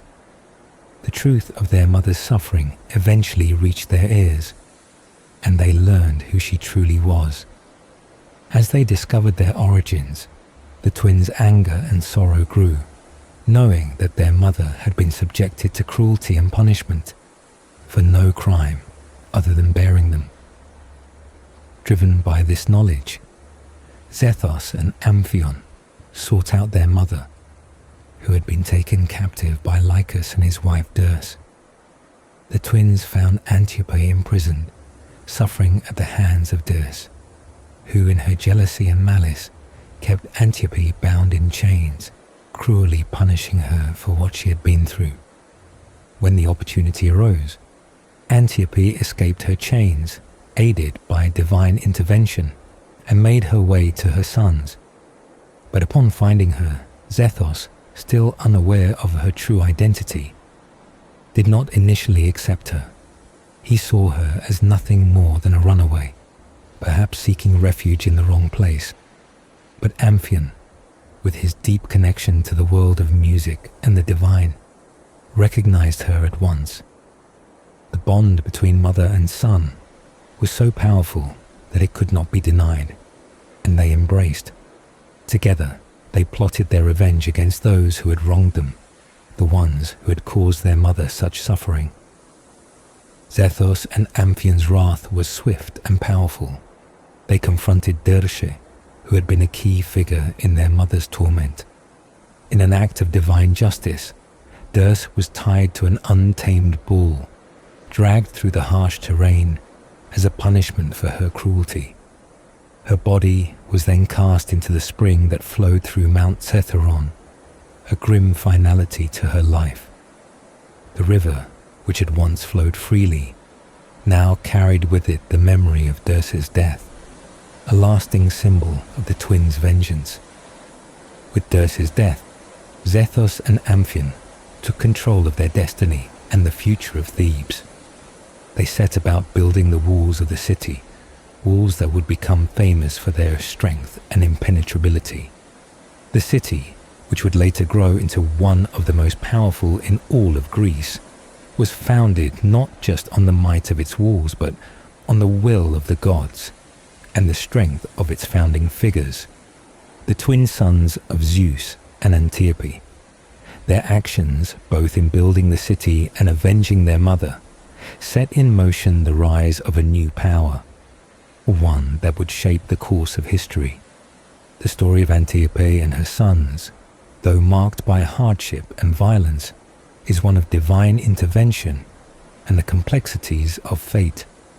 Antiope's life, full of suffering and betrayal, was transformed by the birth of her sons, who would rise to avenge her and secure the future of Thebes. The love that Zeus had for Antiope, though fleeting and secret, changed the course of their lives, and through their sons, it had lasting repercussions. Zethos and Amphion's success in founding Thebes was a reflection of their strength and resilience, a testament to the power of family and the importance of legacy. Their story reminds us that even in the face of suffering, the actions of the gods and the strength of mortal resolve can shape the world for generations to come. As the story unfolds, Antiope found herself once again at the mercy of the forces that had shaped her life. She had already suffered greatly at the hands of her captors, enduring endless torment and humiliation. But now her fate seemed sealed.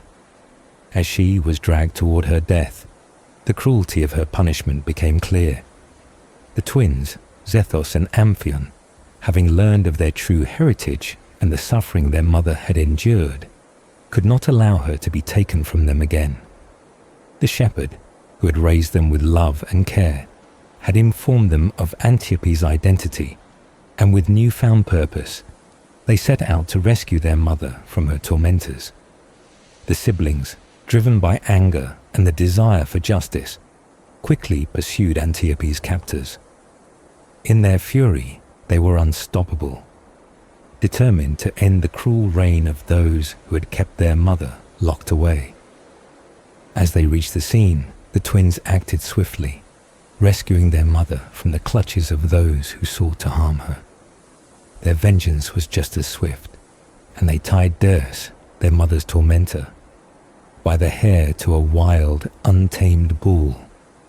The bull, in its frenzy, dragged Zeus through the earth, a fitting end for the woman who had caused so much pain to their family. But as they stood victorious, the twins were about to deal the final blow to Lycus, the man who had brought their mother such suffering. Just as they prepared to carry out their vengeance, a sudden intervention occurred. Hermes, the messenger god, appeared and forbade the twins from killing Lycus. With a wave of his hand, Hermes commanded that Lycus yield the kingdom to Amphion, the twin who was destined to rule. In this moment, the divine order was restored, and the twins' rage, though just, was tempered by the intervention of the gods. With the kingdom now in their hands, Amphion and Zeus began the task of building the walls of Thebes, the city that would bear their names and their legacy. As the story of Antiope and her sons unfolded, it became clear that the gods were not merely passive observers in mortal affairs. The love of Zeus, for example, was often the catalyst for these powerful events. One of his most famous liaisons was with Callisto, a beautiful nymph who had chosen to live with Artemis in the wilds of Arcadia. Callisto, a devoted follower of Artemis, had sworn to remain chaste and pure. Yet Zeus, drawn to her beauty, seduced her, deceiving her under the guise of the goddess herself. This union, though secret, resulted in Callisto becoming pregnant, and when Artemis discovered the truth, she was enraged. As a punishment for breaking her vow of chastity, Artemis transformed Callisto into a bear.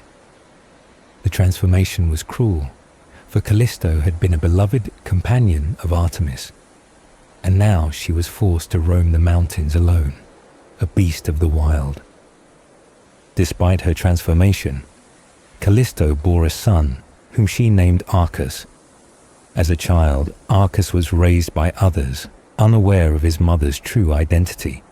However, fate would not allow Callisto to remain hidden forever. In time, Callisto, still in her bear form, came into contact with her son, but he did not recognize her. In the confusion, the Arcadians, who were unaware of the true story behind Callisto's transformation, began to pursue her, believing her to be a dangerous creature. The chase culminated in a tragic moment, where Arcas was about to kill his mother, unaware that the bear was, in fact, his own mother. But the gods once again intervened, saving Callisto from the cruel fate that awaited her. Zeus, ever watchful, took pity on his former lover and her son, and rather than allowing them to perish, he placed them among the stars, forever immortalized in the sky. Callisto became the Great Bear, a constellation that would remain visible to all who look to the heavens. Her son, Arcas, was placed near her, becoming the bear warden, a protector of the constellations. Zeus's love for Callisto, like his other affections, had far-reaching consequences. His union with Callisto not only resulted in the birth of a son, but also in a transformation that would carry the legacy of Callisto's pain and Zeus's desires across the heavens. The image of Callisto as the great bear remains in the stars to this day, a reminder of the god's influence over the lives of mortals and the complicated relationships between the divine and the human. In some versions of the myth, Arcas is said to have been the first to establish the connection between the constellations and their roles in guiding the people of Arcadia.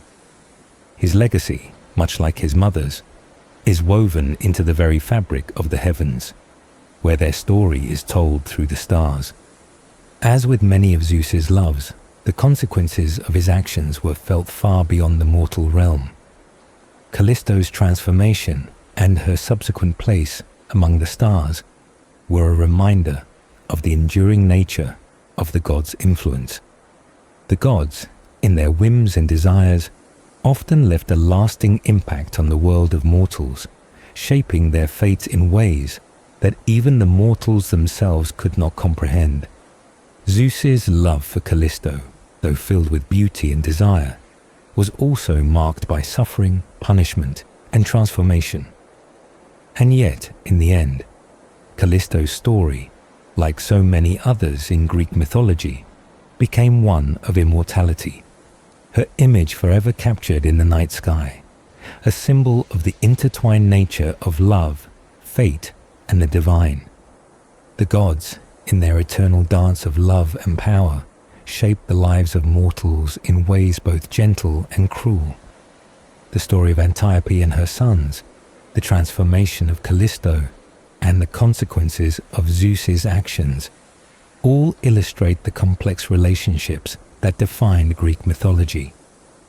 The gods, in their pursuit of love, often left behind legacies that would echo through time, and it was through these unions, both joyous and tragic, that the world of the gods and mortals remained forever intertwined.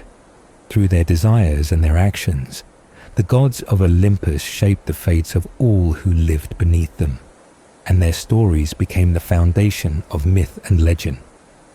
Callisto, the daughter of Lycaon, was a figure whose beauty and grace captivated the gods, and most notably the mighty Zeus. While some accounts describe her as one of the nymphs, others insist that her father was Nycteos or Keteos. But no matter her parentage, her fate was ultimately tied to the will of Zeus, the king of the gods. Callisto had dedicated herself to the goddess Artemis, becoming one of her hunting companions. She took an oath of chastity, pledging to remain a virgin in service to the goddess. Her life was simple, filled with the joy of the hunt and the bonds she shared with Artemis and the other nymphs. However, the gods' plans were not always aligned with the desires of mortals. Zeus, overcome with desire for the beautiful Callisto, disguised himself as either Artemis or Apollo, seeking to escape the prying eyes of his wife Hera. In this form, he approached Callisto and seduced her, forcing her into a union that she had never intended. When Hera, ever watchful of Zeus's affairs, discovered the truth, her jealousy and rage knew no bounds. In a fit of vengeance, she turned Callisto into a bear, stripping her of her human form and forcing her into the wild. Some versions of the story say that Hera used this transformation to punish Callisto for breaking her vow of chastity, while others suggest that it was Hera's jealousy of the union between her husband and Callisto that led to this cruel fate. In any case, Callisto, once a beloved companion of Artemis, now roamed the wilderness, a wild creature far from the life she had once known. Artemis, her own goddess and protector, was tricked by Hera into believing that Callisto was nothing more than a dangerous animal. Under the guidance of Hera's influence, Artemis, unaware of the truth, hunted down Callisto and shot her with an arrow, ending her life. As Callisto lay dying, Zeus, ever protective of his offspring, had one final act of mercy. Callisto, though lost to the earth, had borne a son, Arcas, whose fate was still uncertain. Zeus, moved by the love he had once felt for Callisto, ordered Hermes to rescue the child. The baby Arcas was handed over to Maia, the mother of Hermes, and raised in the wilds of Arcadia, far from the cruelty that had befallen his mother. Despite Callisto's tragic death, her son would live on, and in him, her legacy would continue. Zeus, not content with allowing Callisto's story to end in tragedy, placed her among the stars. There, in the heavens, Callisto became the constellation known as the Great Bear, a symbol of the misfortune she had suffered, but also a tribute to her beauty and her connection to the divine.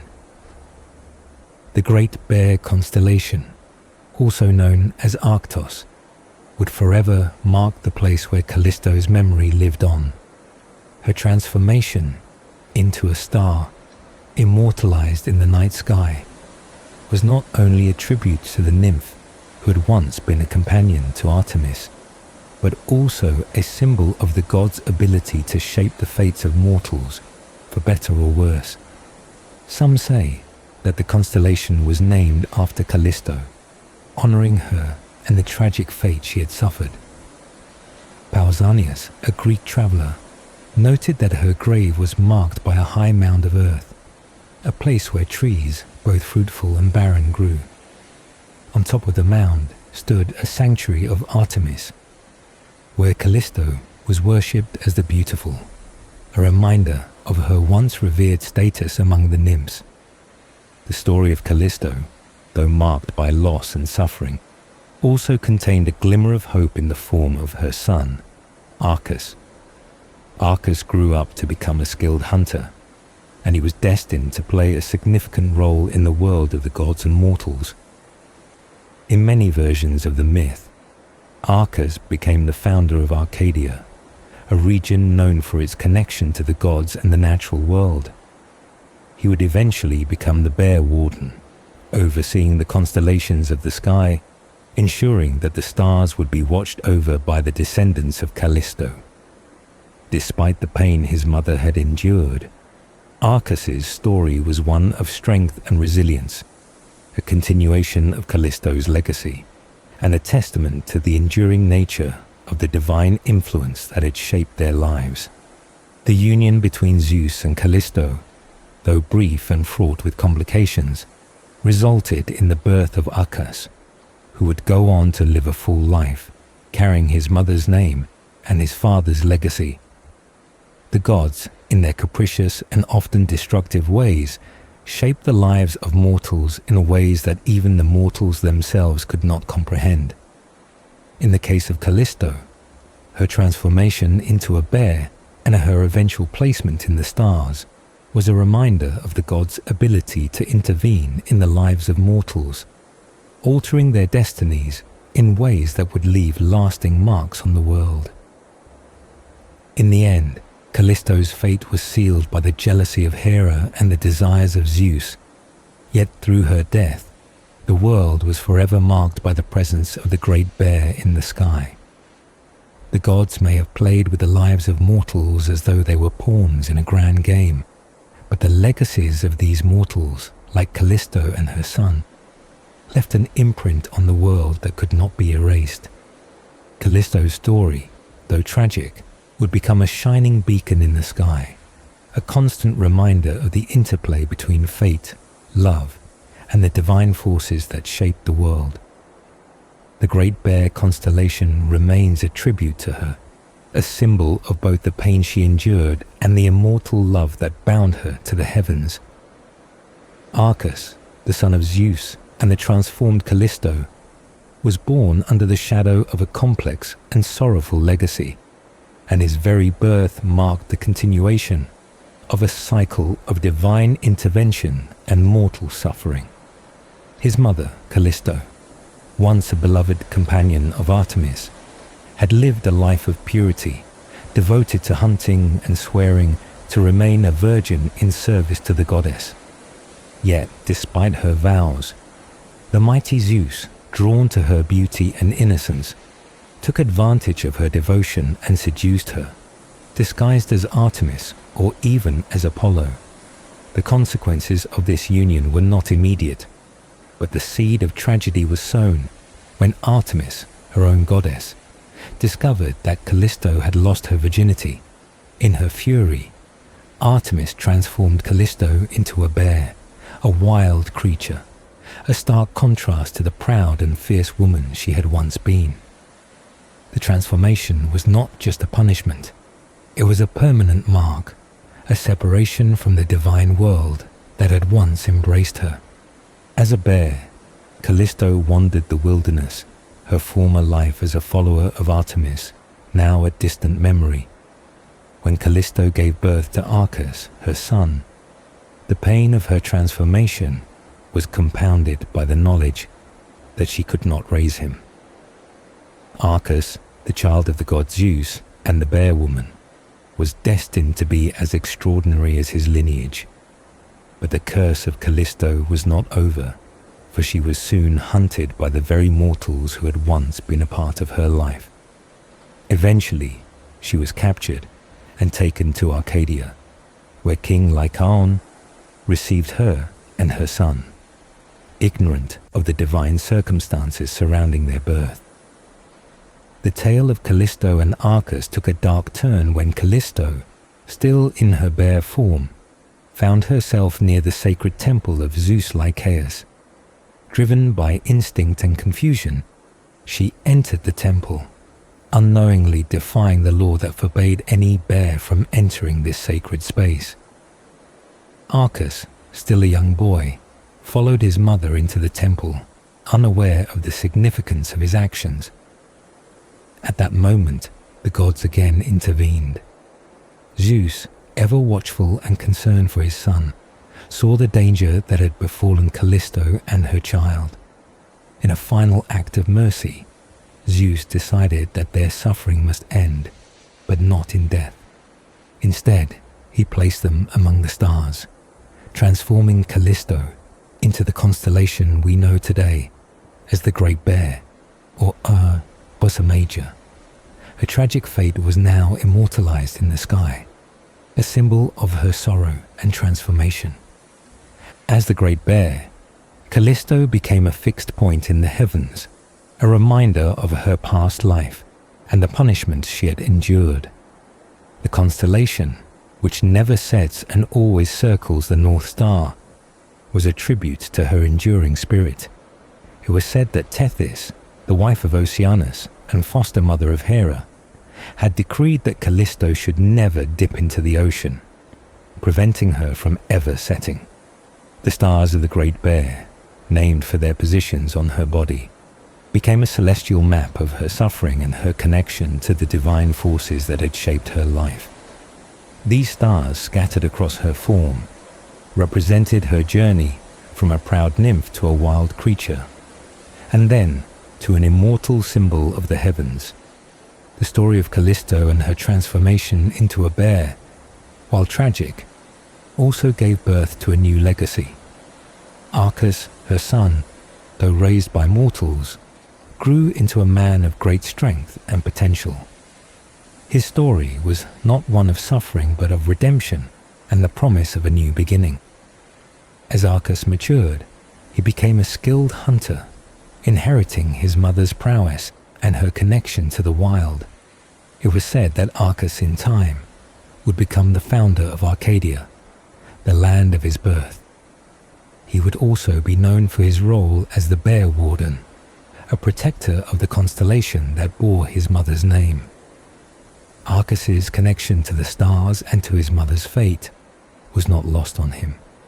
His legacy, shaped by the divine and the mortal, became intertwined with the heavens, a reminder that even in the face of tragedy, a new future could be forged. Despite his heritage, Arcas's life was not defined by the suffering that had marked his mother's existence. His connection to the divine world, to Zeus and Callisto, was honored through his eventual place among the stars. In many versions of the myth, Arcas's life came full circle when he was placed in the sky alongside his mother.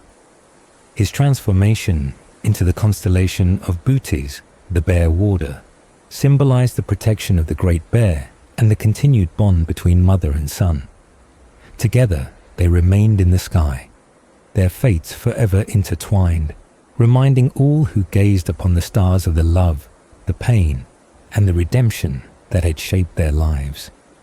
The story of Callisto and Arcas, though filled with sorrow, also carries a message of immortality and transformation. Callisto's transformation into a bear, her punishment for breaking her vow to Artemis, was not the end of her story. Rather, it marked the beginning of a new existence, one that would forever be etched in the stars. Her connection to the constellations, to the Great Bear, became a symbol of her resilience and her connection to the divine forces that shaped her life. Arcas's place among the stars as the bear warder also symbolized the eternal bond between mother and son, a bond that transcended the earthly realm and reached into the heavens themselves. Zeus's involvement in the lives of Callisto and Arcas, while marked by tragedy, also showed the enduring power of love and the consequences of the god's actions. Though his love for Callisto led to her suffering, it also ensured her immortality, as well as the legacy of her son. Arcas, like his mother, became a symbol of strength, endurance, and the connection between the mortal and divine realms.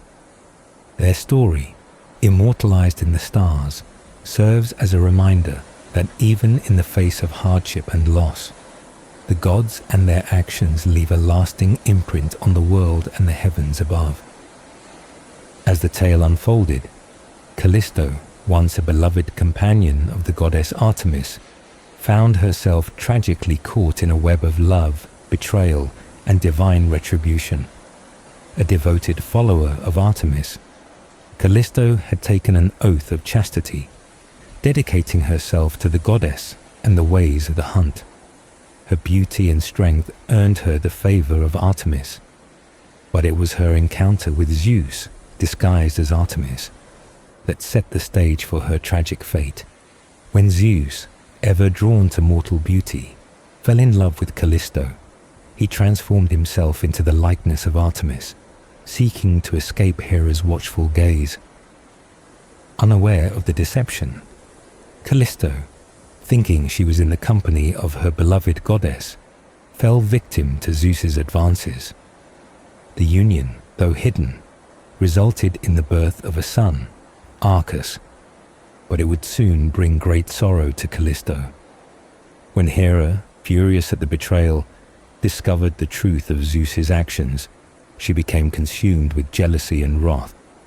In her anger, she transformed Callisto into a bear, stripping her of her divine form and sending her into the wilderness, alone and hunted. It was in this bear form that Callisto's suffering began. She wandered the forests, disconnected from the life she had once known, and the bond she shared with Artemis was severed. The goddess, unaware of the transformation and believing Callisto to be a mere beast, soon became part of the tragic sequence that unfolded. As Artemis hunted, she encountered Callisto, and without recognizing her, she struck her down with an arrow, unwittingly killing the one who had once been her most trusted companion. The tragic fate of Callisto did not end with her death. Zeus, ever moved by the love he had once felt for her, sought to rescue his son and honor the memory of Callisto. In a final act of compassion, Zeus placed Callisto among the stars, immortalizing her as the constellation known as the Great Bear, or Ursa Major. This transformation allowed her to remain in the heavens, a reminder of the tragic consequences of divine love and the power of the gods to shape the lives of mortals. The stars that formed the shape of a bear in the sky symbolized both the punishment and the honor bestowed upon her. The stars of Ursa Major, with their bright points scattered across the sky, marked the place where Callisto would forever remain. Her story told in the heavens for all to see, but the story did not end with Callisto alone in the stars. Her son, Arcas, who had been born during this tragic episode, was rescued by the gods and raised in Arcadia, far from the suffering that his mother had endured. Arcas grew into a strong and capable young man, unaware of his true parentage and the tragic fate that had befallen his mother. However, as he grew older, the truth of his lineage and the tragic circumstances of his birth came to light. Arcas's life was forever intertwined with the legacy of his mother's suffering, and he was eventually placed among the stars as well, in the constellation of Bootes, known as the Bear Warder. His role as the protector of the Great Bear, his mother, became a symbol of both strength and sorrow, a legacy that honored both his mother's pain and his own potential. The connection between Callisto and her son, Arcas, continued to be reflected in the stars, while Callisto, as the Great Bear, remained a fixed presence in the heavens. Arcas, as the Bear Warder, ensured that her memory lived on. Their constellations, placed near one another in the sky, told the story of a mother's transformation, a son's birth, and a tragic separation that led to their eternal connection. The stars of Ursa Major, forever fixed in their place, reminded the world of the love and pain that had shaped their lives. This celestial bond became a symbol of both the power and the tragedy of the gods, whose actions often led to profound consequences for both mortals and immortals alike. As the legend continued to unfold, many other versions of the story were told, some with slight variations in detail. One version claimed that Callisto had been seduced by Zeus while she was hunting, and that she had been transformed into a bear by Hera out of jealousy. In this version, it was not Artemis who killed Callisto, but hunters who found her in her bear form. Another version spoke of Callisto's pursuit by the Arcadians, who, unaware of her divine nature, sought to kill the bear. Regardless of the details, the core of the story remained the same: the tragic fate of a devoted servant of Artemis, transformed by the gods into something unrecognizable, and the bond between mother and son that transcended even death. The story also told of the law that prohibited bears from entering the sacred precincts of Zeus Lycaeus, and how Callisto, in her transformed state, unknowingly broke that law. Her son, Arcas, in a tragic twist, was about to kill his mother, not knowing that the bear before him was the mother he had lost. But Zeus intervened, rescuing Callisto and her son from the fate that awaited them. He placed them both in the heavens, where their story would be told for eternity. The constellation that bore Callisto's name, Arctos, became a symbol of the power of the gods and the consequences of their influence on the lives of mortals.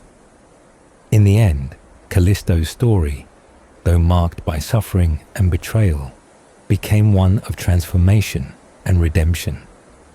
The Great Bear, as a constellation, stood as a reminder of the divine forces that shaped the lives of mortals, and the stars that formed the shape of the bear became a tribute to her memory.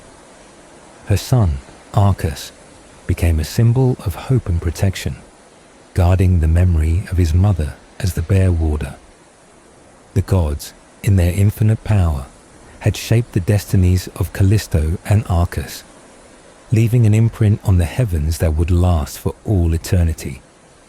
The story of Callisto, her transformation, and her immortalization in the stars became a tale of love, loss, and the enduring power of the divine. Once in the quiet of the forest, there was a maiden who roamed the glades, her beauty unmatched by any other. As she walked across the greensward, her heart filled with pride and joy, unaware of the fate that awaited her.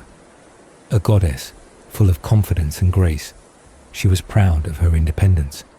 But one day, Zeus, the mighty king of the gods, cast his gaze upon her, and his desire for her burned fiercely. He watched from the heavens, noting how the girl, untouched and pure, basked in her own beauty and her freedom. He saw her and was captivated. In his heart, he desired her, but knowing the wrath of Hera, he knew he must act with cunning. So, in a shape that was both familiar and deceiving, he descended to the earth, taking on a guise that he hoped would escape Hera's watchful eyes.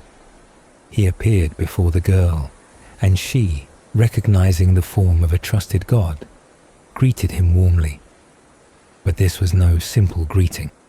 She, flattered by his attention, spoke in words that spoke more to her pride than to any knowledge of the god's intricacies.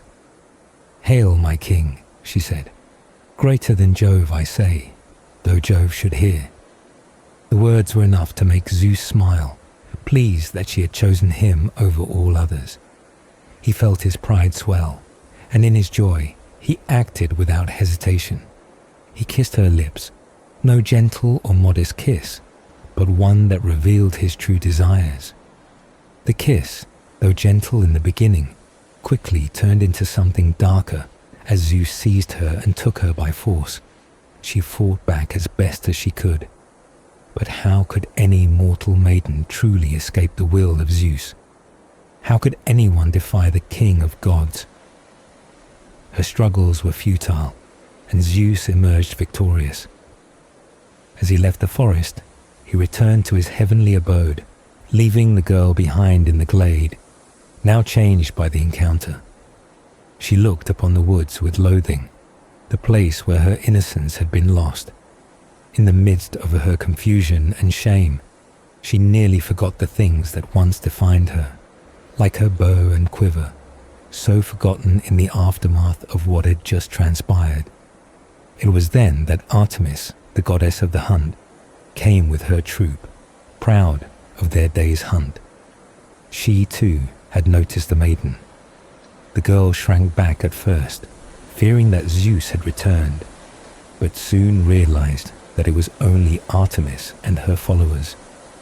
The girl joined the group, but the shame of what had happened was too great to hide. She found herself unable to look the goddess in the eye, her guilt written plainly on her face. Though the nymphs of Artemis may have known nothing, the girl's own body betrayed her. Her discomfort was evident, and though she tried to appear as if nothing had changed, the truth was clear to all who looked closely. As the group continued through the forest, the girl no longer led as she once had. She remained silent, her blushes betraying her shame, and she could not regain her former grace. Though the goddess, with her own chaste heart, may have remained ignorant of the truth, the signs were unmistakable to the nymphs who travelled with her. 9 times the crescent moon had filled the sky since that fateful encounter, and now the huntress and her companions sought a place to rest. The sun had begun its descent, and Artemis, weary from her chase, sought a cool, shady grove where a small rivulet flowed, its waters gliding gently over the sands. The serene scene was a welcome respite from the toils of the hunt. The goddess, knowing that no one was near, suggested they bathe in the refreshing stream. The girl, still flushed and uneasy, hesitated, but eventually joined the group. The nymphs undressed with ease, but the girl lingered, reluctant to expose herself. As the others prepared to bathe, they stripped her of her garments, revealing her secret to all. In an instant, Her past actions were made known, and her guilt was laid bare. The girl, now exposed in both body and soul, spread her arms in a desperate attempt to hide herself. But Artemis, infuriated by this betrayal of her trust, immediately cast her out. "You shall not stain my stream," she cried, and with that the girl was rejected, cast away from the company of Artemis and her followers. Meanwhile, Hera, the wife of Zeus, had long known of the wrong that had been done to her. Her anger and jealousy had simmered for some time, but now the moment had arrived for her to exact her revenge. Hera's heart, consumed with rage, could not let the situation pass. Her rival had given birth to a son, Arcas, and this child was the source of Hera's greatest fury. "Strumpet," she hissed in her heart, "you dared to bear a son by my husband, and now you will pay." With her rage boiling over, she seized the girl by the hair and flung her onto the ground. The transformation was swift and terrifying. Her body was covered in thick, grisly fur, her nails lengthened into claws, and her hands became feet as the girl was turned into a bear. Her once beautiful face became a hideous mask, and the voice that had once called out in prayer was now silenced, replaced by a guttural growl that rumbled in her throat. Her transformation was complete, but within her, she retained the heart of the girl she had once been. Now, the girl, now a bear, roamed the wilderness. She still bore the same heart, filled with the remnants of her former self. Yet she was a creature of the wild. Her cries, mournful and full of sorrow, echoed through the forest, signaling the pain of a heart that had once been pure and innocent. Her son, Arcas, would grow up unaware of the fate that had befallen his mother, but in time, he too would come to understand the tragedy that connected him to the divine, though his mother had been cruelly transformed and cast aside. Arcas would forever carry the legacy of his birth and the divine love that had shaped his fate. The tale of the girl turned bear, the victim of divine jealousy and rage, would live on, her transformation becoming a symbol of both the wrath and mercy of the gods, a reminder of the immense power they held over mortal lives and the lives of those who dared to love them. Callisto's life was marked by a series of misfortunes that started long before her transformation.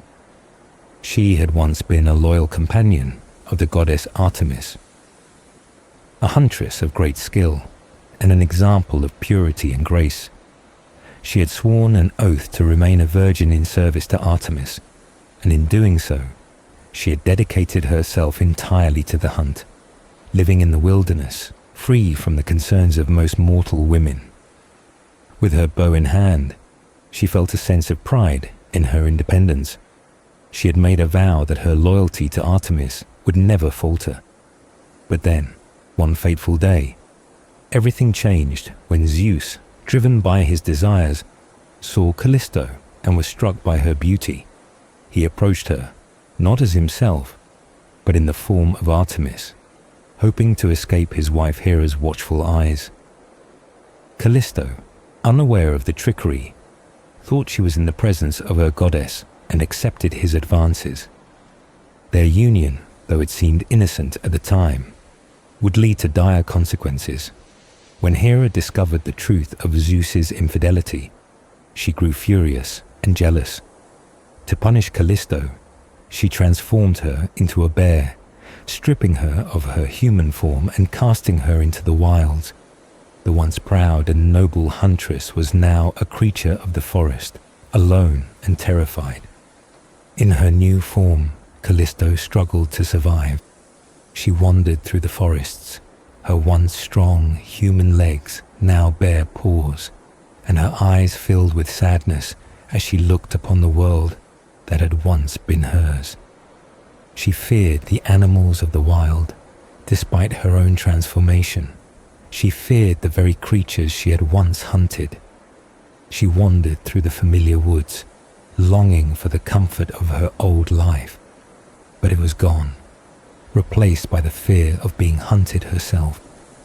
When she encountered other bears, she shuddered, for though she had become one, she could not bring herself to accept it. Her former pride had been stripped away, and she now existed in constant fear, both of the wild creatures and of the fate that had befallen her.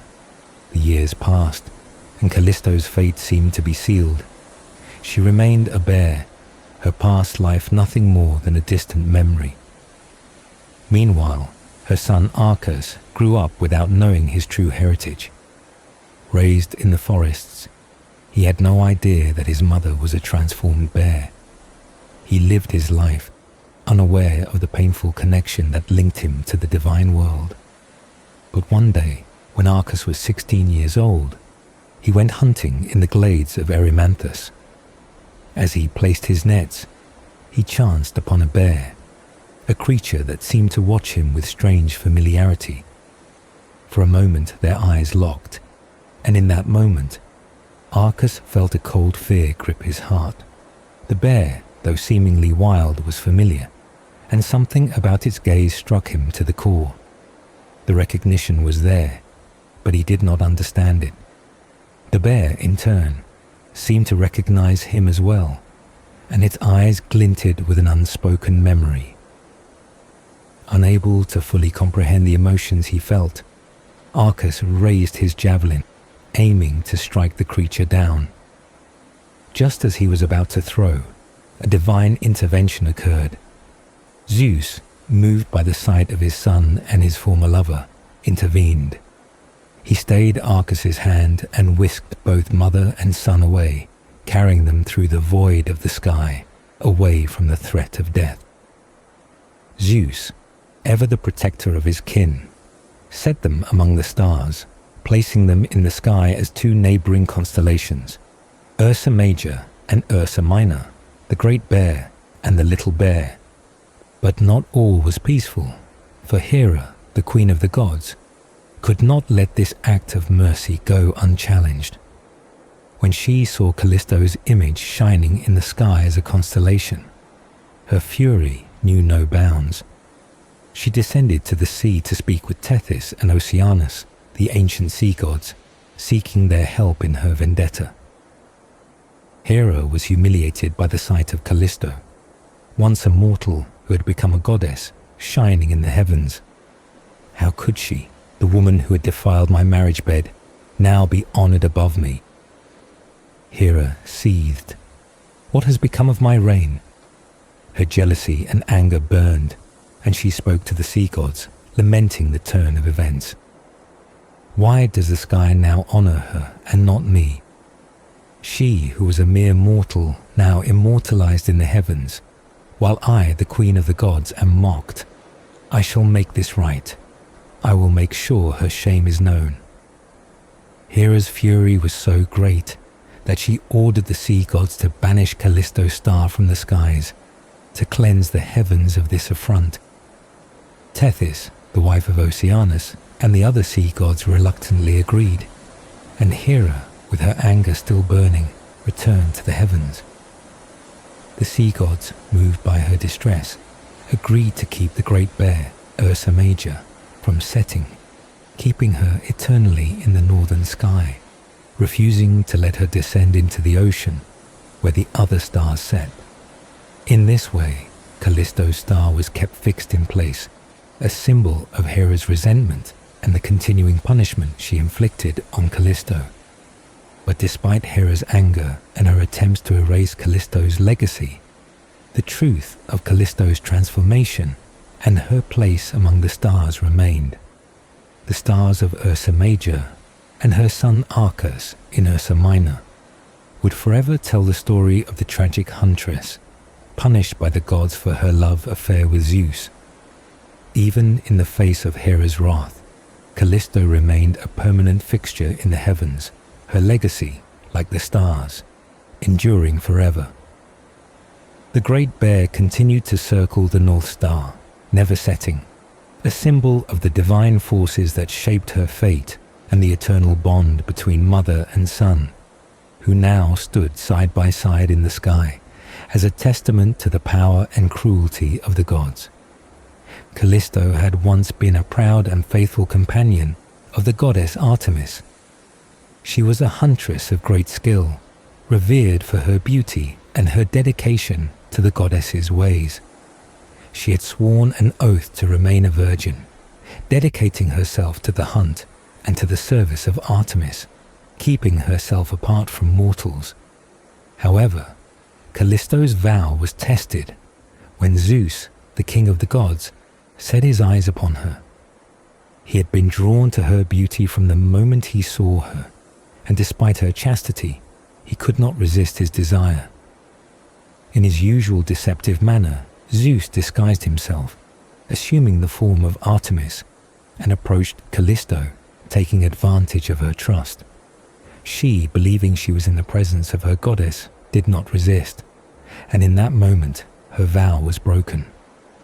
Though Zeus had been the one to seduce her, it was Hera, Zeus's wife, who would make sure that Callisto paid for her perceived betrayal.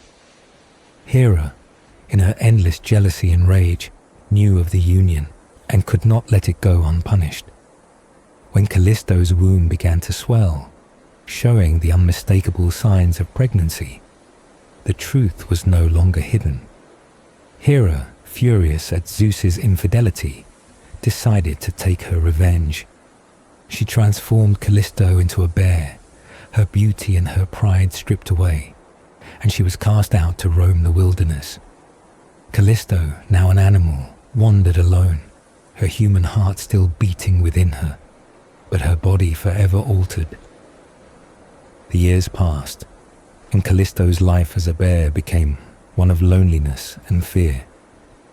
She feared the creatures she once hunted, and despite her transformation, she could not escape the terror of being hunted herself. She found herself roaming the hills, afraid of the other animals of the wild, even though she was one of them now. Her instincts and her heart remained human, and in those moments of solitude, she longed for the life she once knew. Yet the weight of her transformation bore heavily on her, and she could not escape her fate. Meanwhile, her son Arcas grew up unaware of the circumstances of his birth.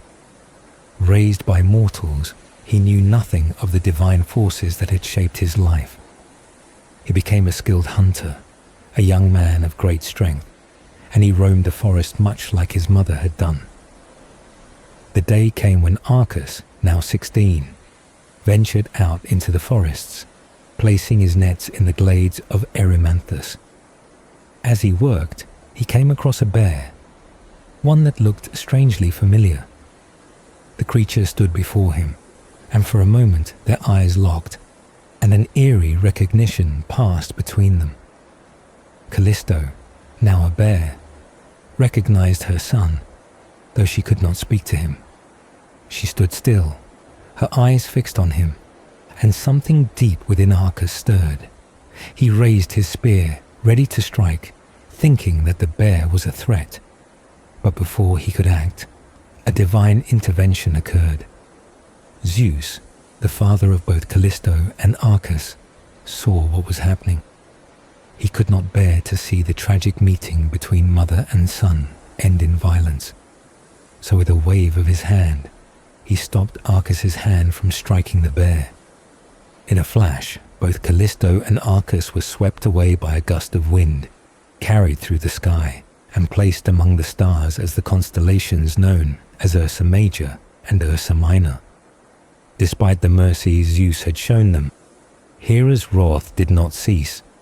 She watched, enraged, as Callisto's image now shone brightly in the night sky. She could not stand the sight of her rival's transformation into a star. The once mortal woman, whom she had punished so cruelly, had now become an immortal, and this insult to her power could not go unanswered. Hera descended to the waters of the sea, seeking the counsel of Tethys, the wife of Oceanus, and the other ancient sea gods. She spoke to them of her grievance and demanded that Callisto's star be removed from the heavens. Do you see this? She, a mere mortal, has been placed among the gods, while I, the queen of the gods, am mocked, Hera seethed.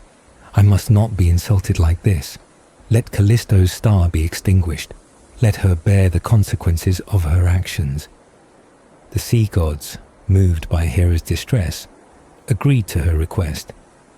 Tethys, in her position as the goddess of the seas, was called upon to keep Callisto's star from setting, ensuring that it would never dip below the horizon.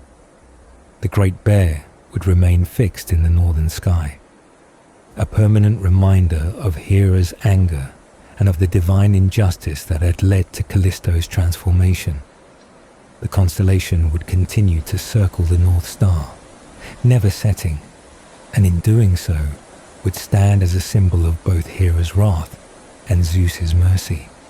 As the story continued, the tale of Callisto's transformation was passed down through generations. The image of the Great Bear, a constellation that would never set, became a symbol of endurance and transformation, a story of love, betrayal, and divine intervention. Callisto, once a proud and noble huntress, had been punished for her mistake, but in the end her image remained in the sky, shining for all to see. Her son, Arcus, was placed in the sky beside her, and together they formed the constellation known as the Bear Warder and the Great Bear. The bond between mother and son, though severed by the cruelty of the gods, endured in the stars above. The divine powers that had shaped their lives had also ensured their immortality, preserving their story for all eternity. Through the intervention of Zeus, Callisto's tragic story was not one of complete defeat. Though she had been transformed and cast aside, she had been honored with a place in the heavens, forever bound to her son, Arcus. The gods, in their infinite power, had altered her fate, and in doing so, had created a legacy that would never be forgotten. Hera's anger, though great, could not erase Callisto's story. Instead, it had only added to her immortality.